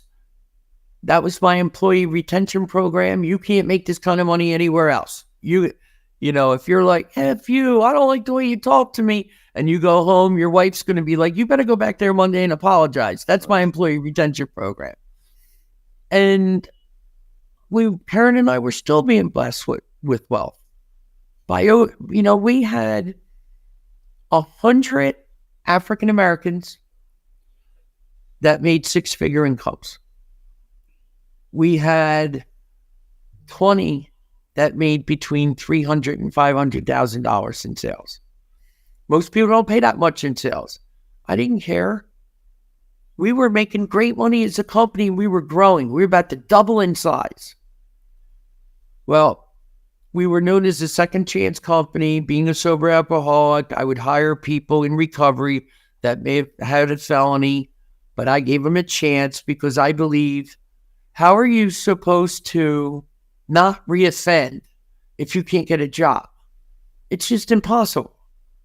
So that was part of me giving back to the community. It's part of my program of staying sober as well. Well, not everyone worked out when it came to that. There was some people that still decided to remain criminals. And so after my arrest, and we had to shut down that day because the next day, I went around all the offices to let them know this didn't have anything to do with the new company. It had to do with the old company. It was in New Jersey and everything is fine.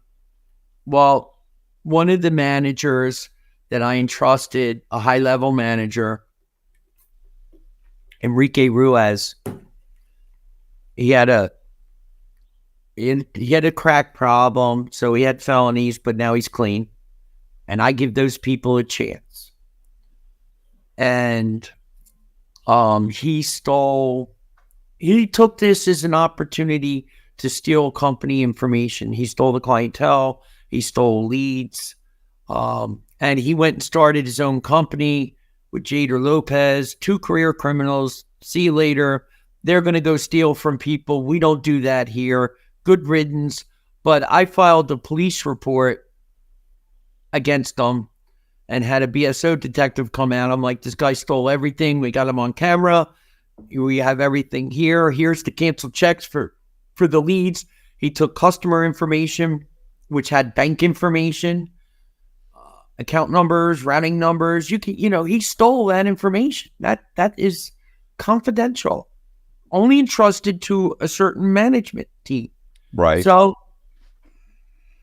instead of the Broward Sheriff's Office detective going and arresting them, he must have talked to the prosecutor in my Fed case And he puts the webcam on me, and instead of arresting them, he says that part of my pretrial release is I was supposed to report to my pretrial officer any contact I'd have with law enforcement.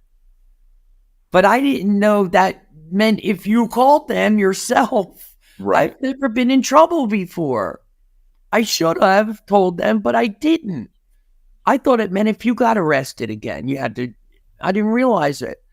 So they dragged me into court on these two things to violate me. This prosecutor wants to put me in prison. Well, until my court date, which could be 2 or 3 years from now. I'm certainly it's not going to be quick if they get me in prison. She wants me in prison.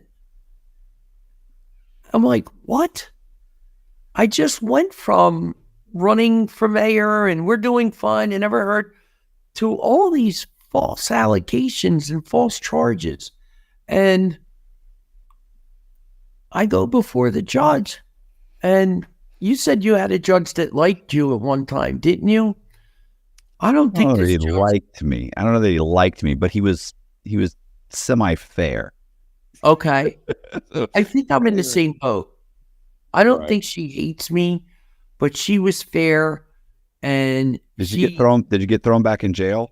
No, she let me walk out. Then she kind of saw through the bullshit and went, no. Right. Exactly right. Yeah. Exactly. And then there are some judges that no matter what the prosecutor says, they go, oh, that sounds right to me. Boom. No matter how unfair it is, no matter how slanted they make it, the judge just rubber stamps anything they want. If you have a fair judge, then they're going to kind of look at stuff and go, yeah, I could see where he didn't understand that. And that's unreasonable to think that it's like he got burglarized and he called the police and the next day you guys show up and arrest him because I called the police. You should have told us. Okay, well, it was, I was figured I'd tell you in my police on my monthly statement or something. I figured I'd call you at some point in the future. I didn't get arrested. Right. So that seems, I'm not going to throw somebody in jail because he called the police. Right. So that's right. What's so funny is the nice thing about. But I'd be in jail right until my court date. Right. It could be years. Yeah. And this prosecutor wants me in jail. I get that, but the prosecutors don't. You're thinking you've watched too much Law and Order. That's the problem. Your problem is you watched, the District Attorney McCoy find out that the person he thought was guilty wasn't guilty, and he immediately rushed down to have him removed from prison, and he woke the judge up in the middle of the night and said, this isn't right, I made a mistake.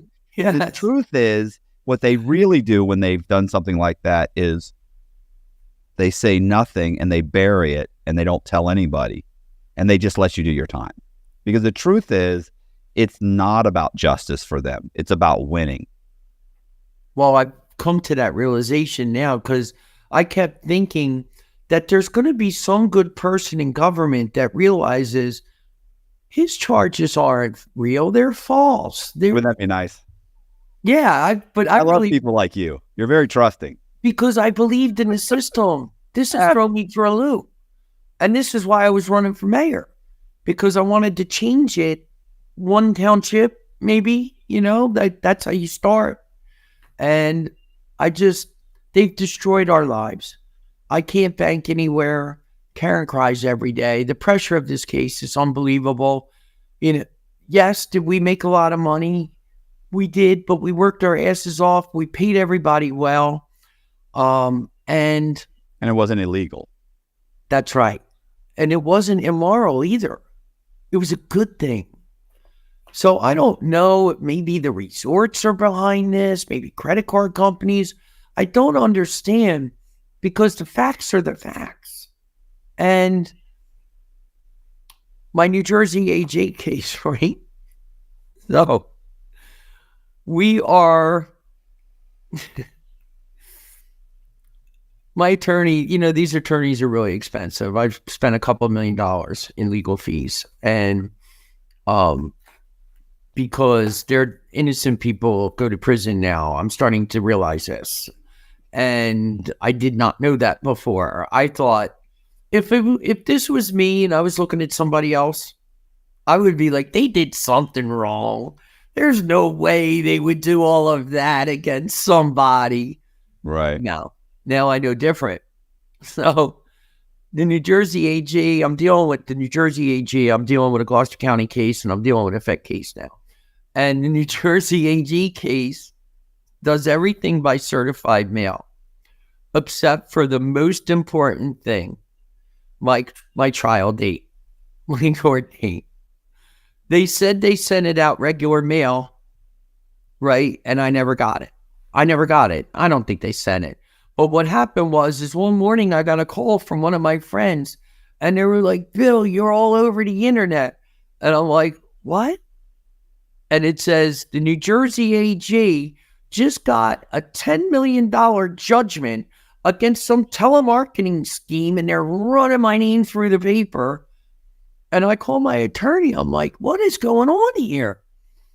And he says, oh, let it go. It's just a judgment, right? I'm like, look, I can never own a house. Come on, man. I can't have this. They get me before the judge, right? A couple of months later. And basically, they're saying that they promised they could rent people's timeshares out, and they didn't. And my attorney is like, no, Your Honor, they offer two services. They offer collections and timeshare advertising. They did both. And the customers got collections, and they're in the plus. So the judge says, Judge Paganello or Nelly says, well, are you counting the collections against the money that these people paid? And she says, no. And it's like, okay, so victim number one here, how much did this victim pay? And then she said, $4,000. And how much did this victim get back? And she said, $10,000. So the victim is plus 6,000. And he started. It doesn't sound like a victim. And he started writing, and she's like, you don't understand, Your Honor. And he hold his head up like this, like a mafia boss. And she was quiet. I was like, oh my God, and she stopped mid-sentence, mid-word, and he vacated the judgment right then and there. And then I never heard back from them. So, I mean, it's the same case with the feds. It's the same thing. The only difference is that the feds are terrorizing people. I'm starting to feel like you think the government isn't playing fair. Exactly. That's crazy. Well, yeah, it's crazy because looking at a veteran from the military, I was injured. I don't have any criminal record. And my attorney told me that the prosecutor is 100% convinced I'm a career criminal. And all your victims walked away with money. Right. Listen. Not even close. You know how we were wildly successful. Look, hold on a second. In my case, by the way, and not that I'm not guilty, I am guilty, but they literally, let's say I had your personal information, maybe I had your name and your date of birth, or maybe I even had just a name, but that's all I had. Sometimes I just made up the name. In one case, when they were counting up victims, they said, they were listing them off, and I go, who's David Freeman? They said, oh, well, that's the name you had on a piece of paper. That's a victim. And I said, I made that name up. I just signed it as an insurance salesman. Like somebody had to sign it, so I signed it. And I looked at the person, and they go, well, somebody's named David Freeman. And I went, that constitutes a victim? And, so here's the thing, though. The victims, because they couldn't find the victims and they were just made up names, they accounted $200 to every single victim, even names that I made up. So if I said, hey, this guy's name is Michael White, they added $200 for Michael White because they had to make Michael White a victim. Right. So, everything you're saying, they're making up victims. Like, that's not a victim. You're just making it up because nobody questions the government. If they say he has 375 victims, and this is a fraud of $16 million, nobody questions that. And if Right. someone does, they say, well, they collected 16 million. And then if you go, yeah, but if you go through it, they returned 12 million to the customers. They made a profit of, 4 million, but that was their fee. And then they would go, and you go, so how did you figure the math on 16 million? And they would be like, well, we look for the number. And you go, also, how did you come up with these names? What they do is they pick a number so they can say, here's where we got the number. But if you look into it, typically they've manufactured a case, or at least made the case seem much larger than it actually is to justify kind of the brutality of their investigation. And I'm not saying it's always like that. Look, law enforcement, for the most part, they investigate criminals. They do a great job. But every once in a while, they get a vendetta. And they have extreme latitude.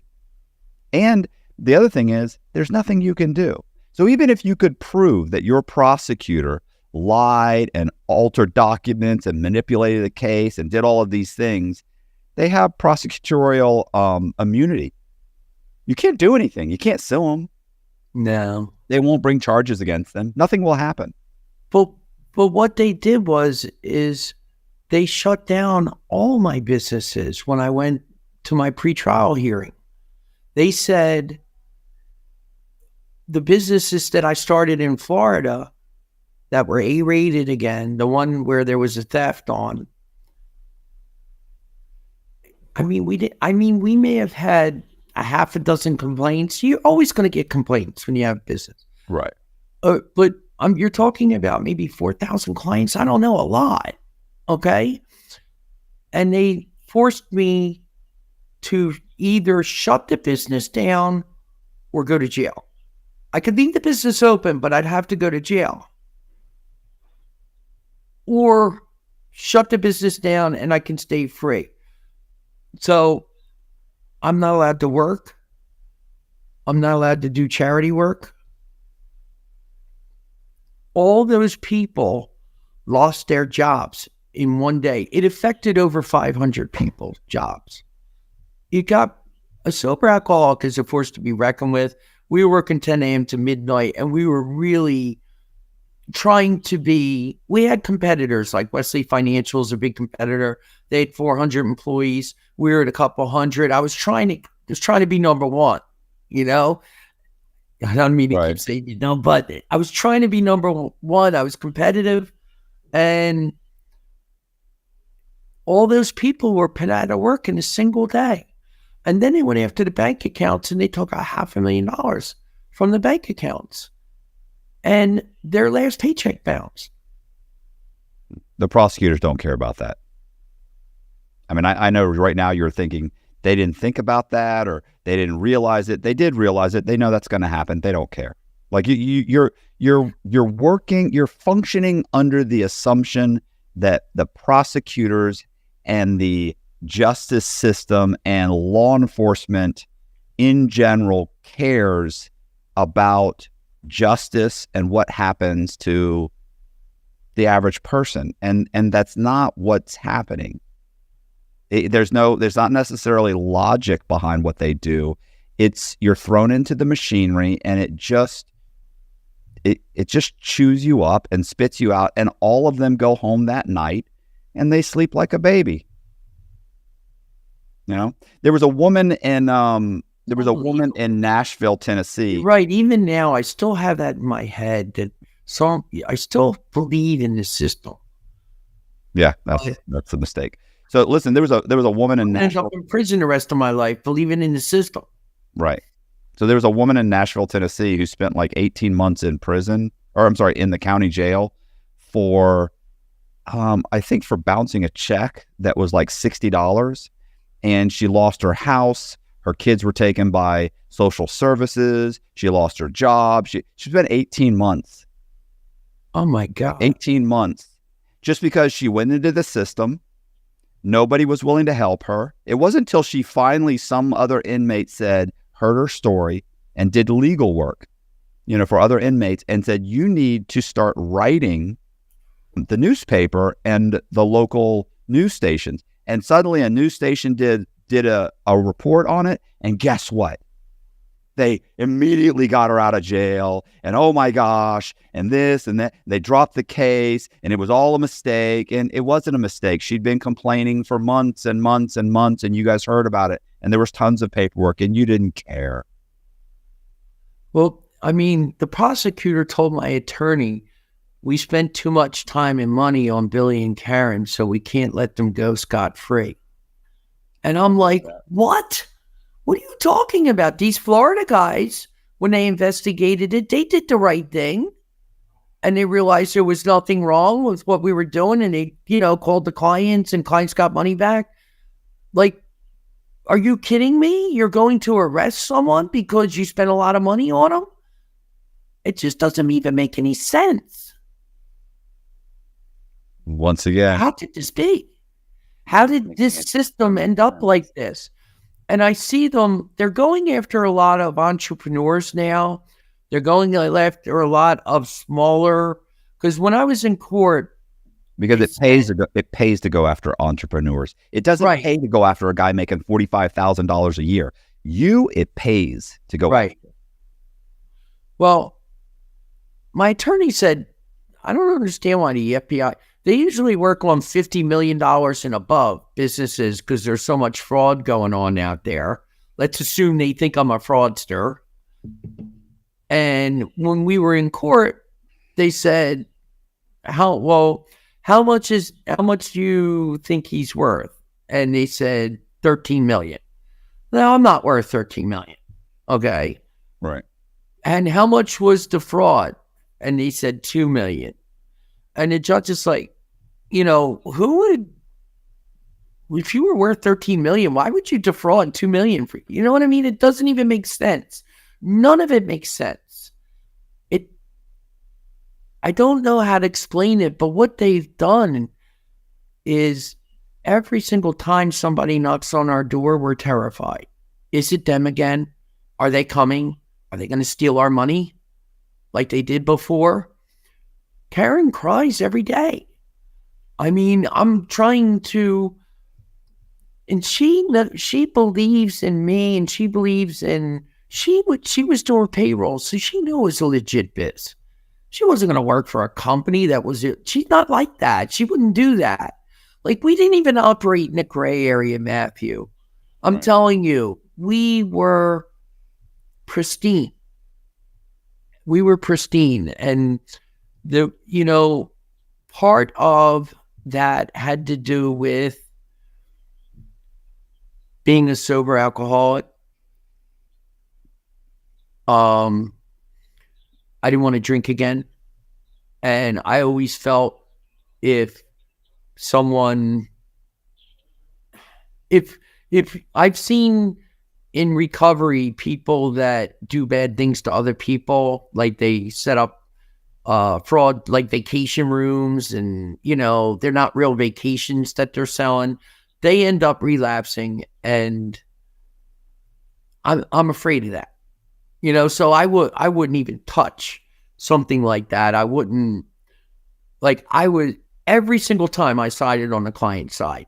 And a lot of times a salesman might quit over that because I just always did.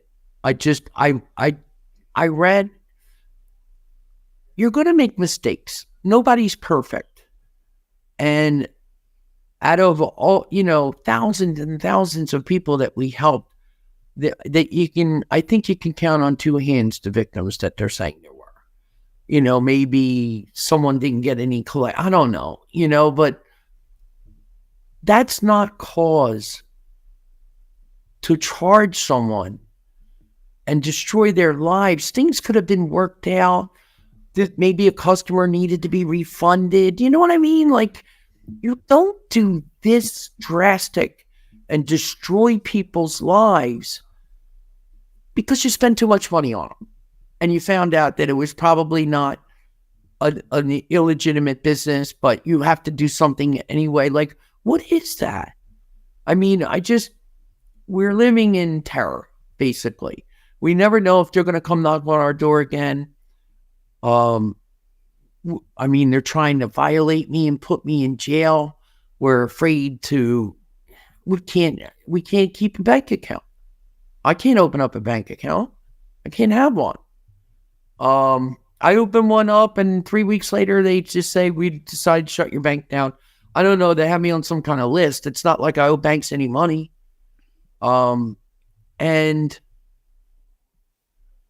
everything that we believed in has been turned upside down. Our whole life is do the right thing, you work hard, and maybe you hit on something as an entrepreneur. Oh man, we're making money. Yeah, that's the American dream.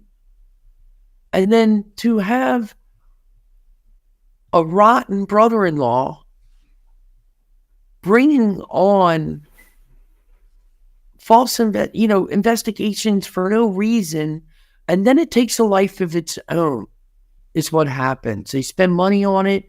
Now they got to save face. Now they got to charge you. And it's destroyed our lives. It really has. What's happening with the case now?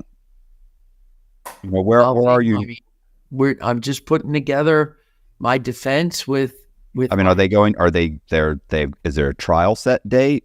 No. Trial not date. Yet. Sorry, a trial date set? No, not yet. Probably 10 months away. Okay.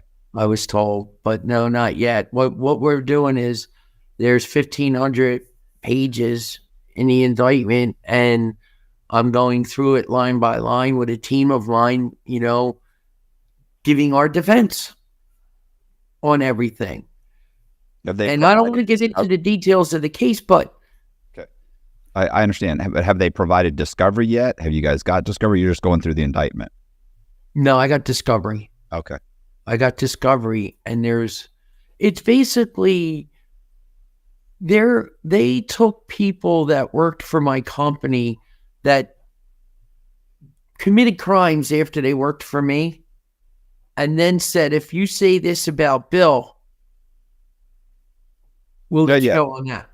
Yeah. So they'll get a 5K1 or a Rule 35. They'll get their sentence reduced by providing evidence against you. And they have to lie. No, that's okay. They'll lie.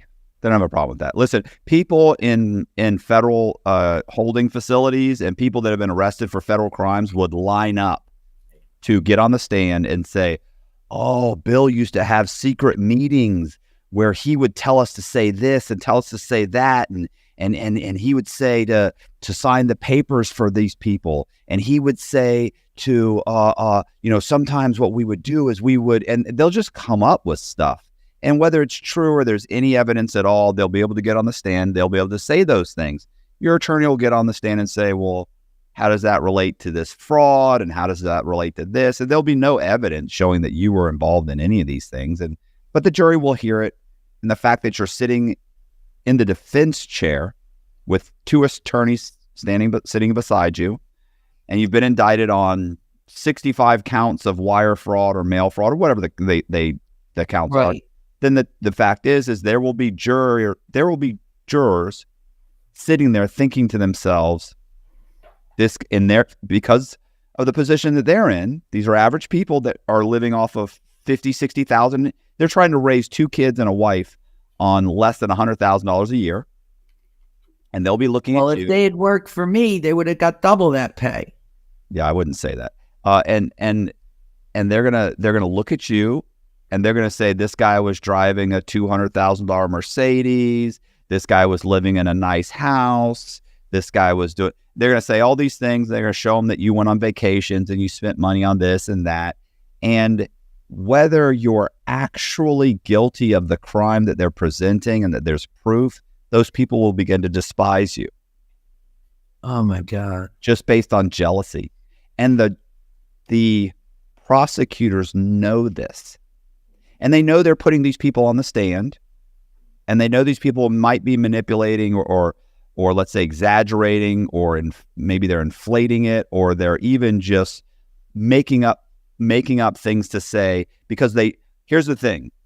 If I get on the stand and I tell a story about you and it's a complete lie and you're found not guilty, that doesn't help me. But if I get on the stand and I lie about you and you're found guilty, that does help me. I'll get my sentence reduced. Maybe I don't have to go to jail. Maybe instead of doing 8 years, I only have to do 3 years or 2 years. So are people who are already criminals willing to lie? Of course they are. Huh? That's terrifying. Yeah, that's the way the justice system works, though. You have to make allowances. When you're giving people 20 and 30-year sentences, you have to make allowances. And that's the allowance they decided to make, that they're going to allow this kinds of testimony. It's, look, I always say, if you are guilty and you go to trial, you're an absolute fool. You've got a 100% chance of being found guilty. If you're not guilty and you go to trial, you still got about an 80% chance of being found guilty. It's a shitty system. It's a shitty situation. I'm sorry. I'm sorry. I've had divine intervention, and I think God will protect me. And he got me sober. I had divine intervention with my alcoholism, and then comes along and fixes my heart. And I don't think he's going to let them do that to me. I just don't. And that's why I'm going to trial. And I hope I don't spend the rest of my life in prison, because it's a death sentence for me at this age. It really is. Might. So maybe not. I'm 59. I know, but maybe you'll get a few years. Maybe you'll get found not guilty. Well, then I give the credit to God, because we didn't do anything illegal, and we certainly didn't do anything immoral. All we do, see, when you help senior citizens, you have to realize that there's always going to be people that maybe their kids found out that their mom was defrauded for 40 grand, and they see a check cut to us, and they think we're part of that. And it's a very emotional issue. We tried our best. We refunded people. Just because we were legally right didn't mean we wanted to help people. We didn't want them to feel like that, like their families or anything, because it's just such a hot button issue when you have a mom or a grandmother or a father, and all of a sudden you come to find out that they've been wiped out of 150 grand, and that's your inheritance.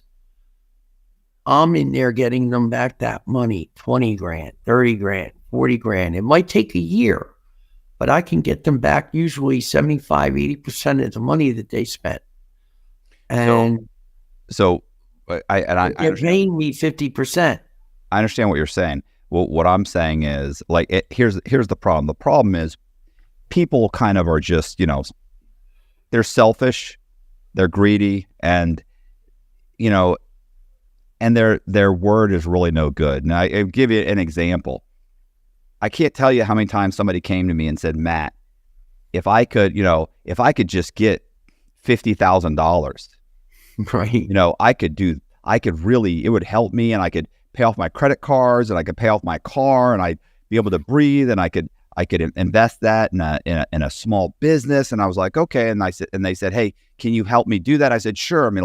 You could buy this property, and we can pull some money out, and you'll get 50,000. And now, granted, you're going to have to manage the property. You have to rent it out, get a renter that will pay you. And keep in mind, maybe in a year and a half from now, the person stops paying. You might have to evict them. And at that moment, they're saying, you're telling me in a month from now, I could have 50,000 in my hand. Yes. And they're like, yeah, no, I'll rent it out. I got a buddy. And if he doesn't, and he'll pay, or right. They say, I can rent it out. And I say, hey, listen, I got my, so I know somebody that can do it for you. No, I can do it myself. Okay, well, let me know. They get the 50,000. 8 months later, they come in my office. Or you see them out at a club or see them out somewhere, and I go, "Hey man, how's it going?" And they go, "What's up? What's wrong? How's your property doing?" And they go, "Man, you really fucked me on that deal." Excuse me? And they say, "Yeah, bro. Like, I put that dude in there." You mean your buddy? The buddy that you put in there? That you asked me to pull his credit? I pulled his credit, and he had 2 evictions, and I told you don't put that guy in that house. That buddy? Well, yeah, bro. So I put him in there, and then like 8 months later, he didn't pay, and then he kept saying he was going to pay, but he didn't pay. So I let him go a month, and then another month, and eventually I had to go hire an attorney. And why didn't you just evict him? You could do it yourself. Well, I don't know how to do all that, so I had to pay an attorney $1,500 to get it. So I ended up having to make 2 months mortgage payments. And well, gee, you got $50,000. That should have easily covered all of that. Your mortgage payment was only $1,000 plus that, so you had $3,500 out of $50,000 on a mistake that you made. Why are you mad at me? And they said that I'm. By the way, whatever happened with that small business you were going to open? Didn't you pay off your credit cards? Well, I did. Yeah, I did. But I mean, I ended up, running them back up and I paid off my car. But then a couple months later, I ended up trading in on a new Jeep. And then me and my girlfriend, we went on vacation, and now that money's gone. So you blew through the money, and you ended up paying for the correction the mistake you made. And you blew the money, and now you're upset at me.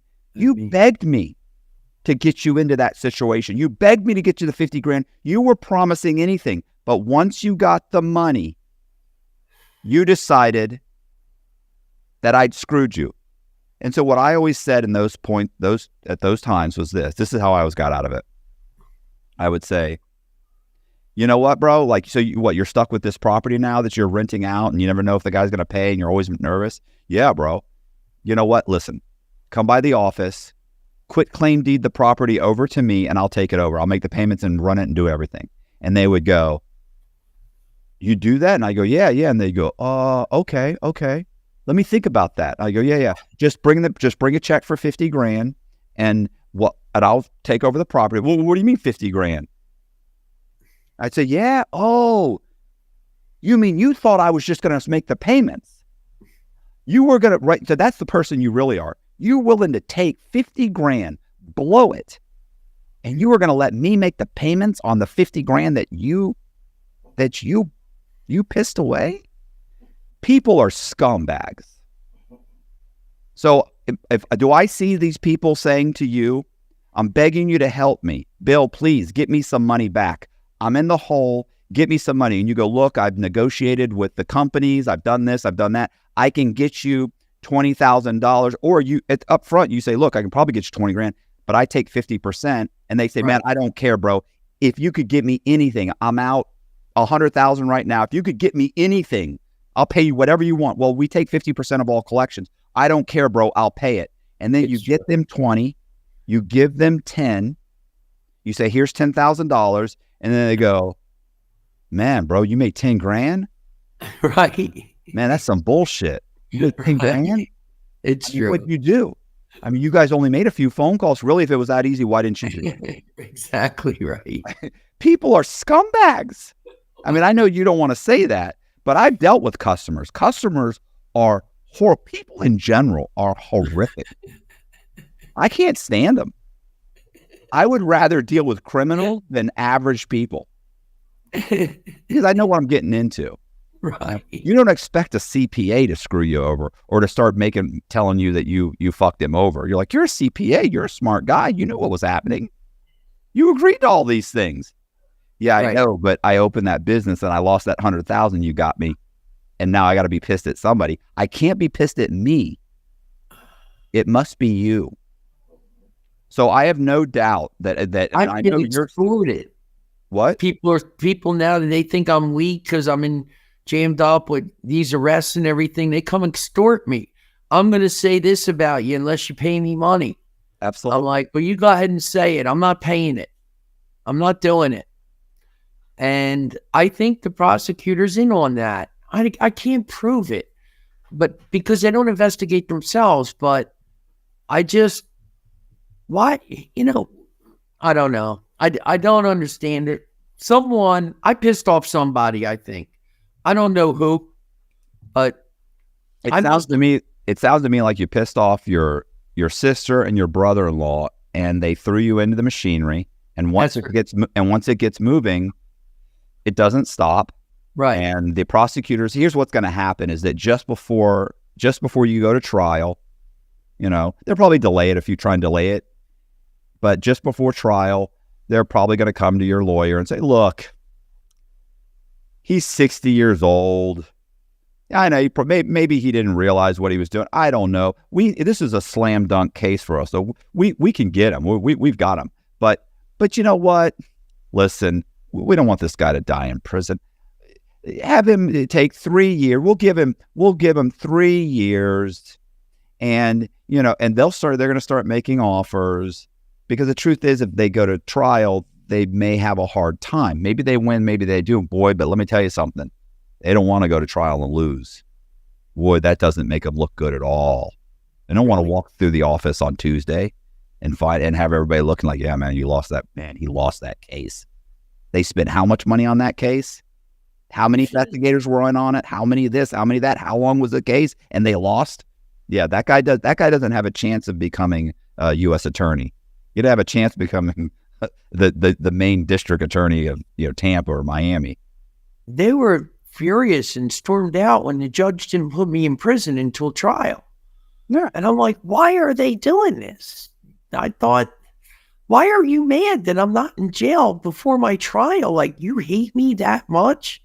And apparently they do. In jail, it's easier to manipulate you. You're more susceptible to taking a plea if you're sitting in jail. Well, I'm not right now. You're free and you can go to Burger King and you still think that you've got a fighting chance. Boy, I hate that. You still got hope. Well, hope, they hate hope. You're right. I mean, this guy might, yes. Ugh, they don't want that. They don't want this guy to feel like he can go to trial. We might actually have to be in front of a jury for 2 weeks. And then what if we lose? Fuck, that'd suck. So they'll do everything they can. They'll throw everything at it. And keep in mind, they're throwing all that at 12 jurors that honestly are not qualified to determine whether someone goes to prison or not. And the expert, those jurors don't look at your attorneys as the experts. They look at the prosecutor as the expert. So if the prosecutor says this is illegal and it's confusing, they think it's got to be illegal. They indicted him on 65 counts of wire fraud. And right. The prosecutor said he's illegal. And so it said it's illegal. And they got these 4 guys on the stand that say he did stuff wrong, although I'm really not sure. It doesn't really sound like maybe he did something wrong, but I'm not sure how that relates to his case. And he wasn't there, and there's no proof that he did anything wrong. But there's 3 of them, and the prosecutor said they're telling the truth. Right. It's terrifying. It is terrifying. It's a horrible situation. I'm sorry, bro. I wish I could sit here and give you. Well, I'm going to stand up to him. I'm going to stand up to him because somebody has to. It just has to be done, because I just feel like they're going after the little guy now because they're easier convictions, because you can't afford a defense, and that is getting them promoted. The bigger cases are too hard to fight because they have, legal teams, and I don't know.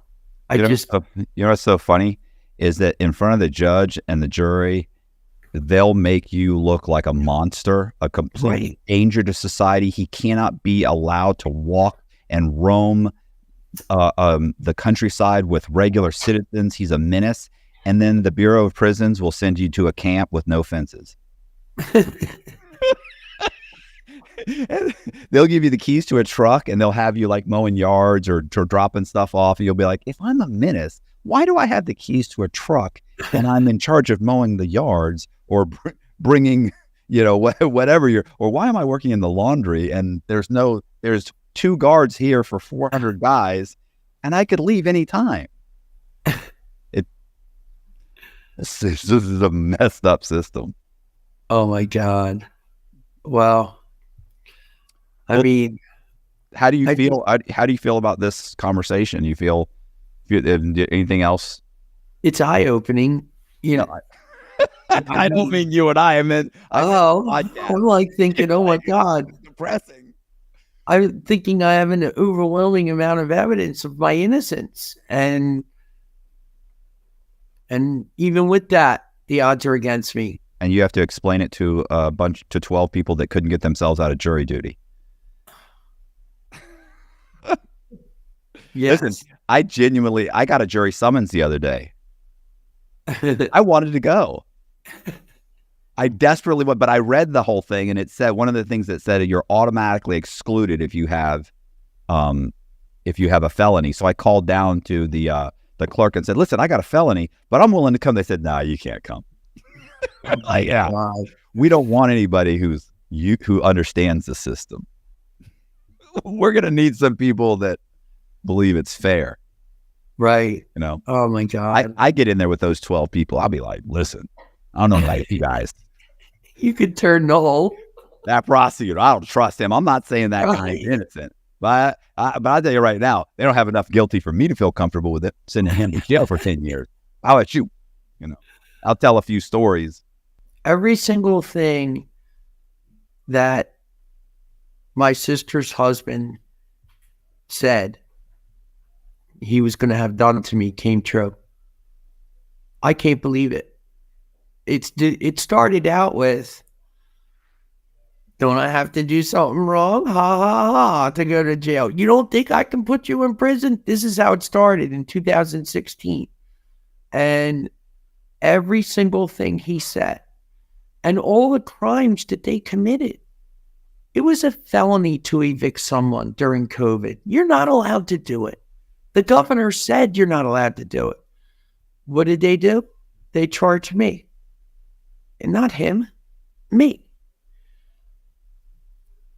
The closed COVID facility, again, another thing. It's just unbelievable if you have one person in government that has it in for you, you can end up like me. And I just never knew it was like that. This has all been unbelievable, so much so I wanted to run for mayor. And when I announced I was running for mayor, 2 weeks later, I got hit with charges. It's like they're picking our leaders now.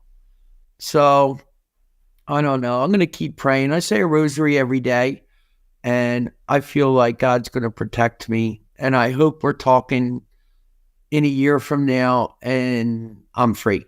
It'd be great to do a second piece to this. We could rerun the whole video, and then at the end you can say, But I hope the second piece isn't like, Matt, help me. You got to get me out of here. I hope that's not the second piece because it's terrifying.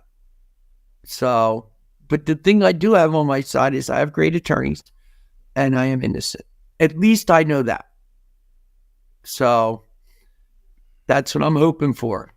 And I think I'm going to be mayor of Washington Township. I do. I think I'm going to win.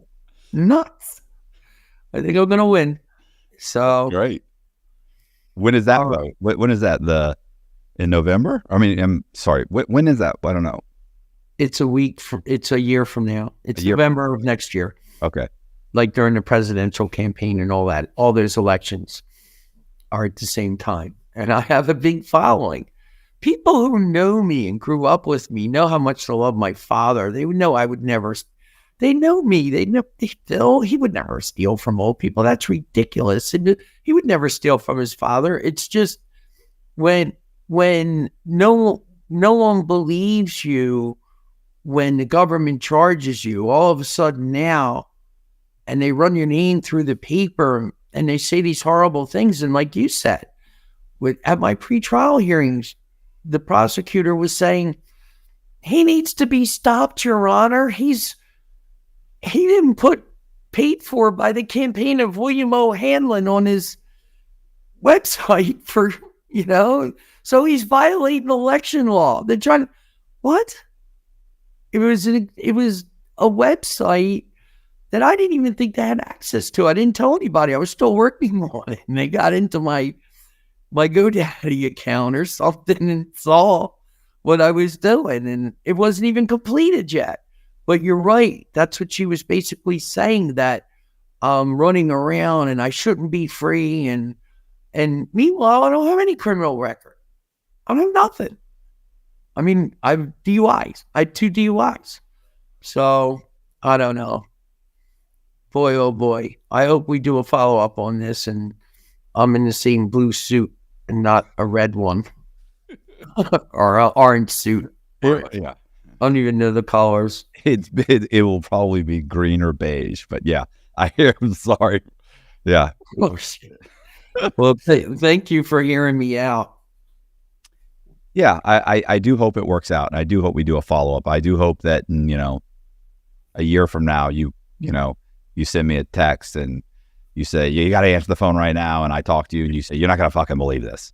I just walked out of prison. All right. Not prison. Sorry. I just walked out of court. I was just found not guilty. When can we do a podcast? Okay. Like, we'll do it tomorrow. All right. All right. That's great. All right. Well, thank you very much, Matthew. I appreciate you hearing the story. I think it's bigger than me. And that's why I'm talking about it prior to a court date, because this shouldn't happen to anybody. It just shouldn't. The love I had for my father and my family, if I had just left and let them put him into assisted living, I wouldn't be in this situation. But I couldn't do that. I just couldn't do that. So, I really appreciate you hearing me out. Absolutely. All right. Thank you, bud. Have a good day. Thank you for doing the podcast. Hey, if you guys like the interview, do me a favor, hit the subscribe button and share it, and hit the bell so you get notified of interviews just like this. Also, please consider joining my Patreon. It really helps me make content, and I appreciate you guys watching. Thank you. Oh, one more thing is also, I just started a clips channel, and we are putting clips from the best interviews every single week on the clips channel, and the link is probably I think it's on the homepage of the channel. So please go and subscribe to the clips channel. I really appreciate you guys watching this. See ya.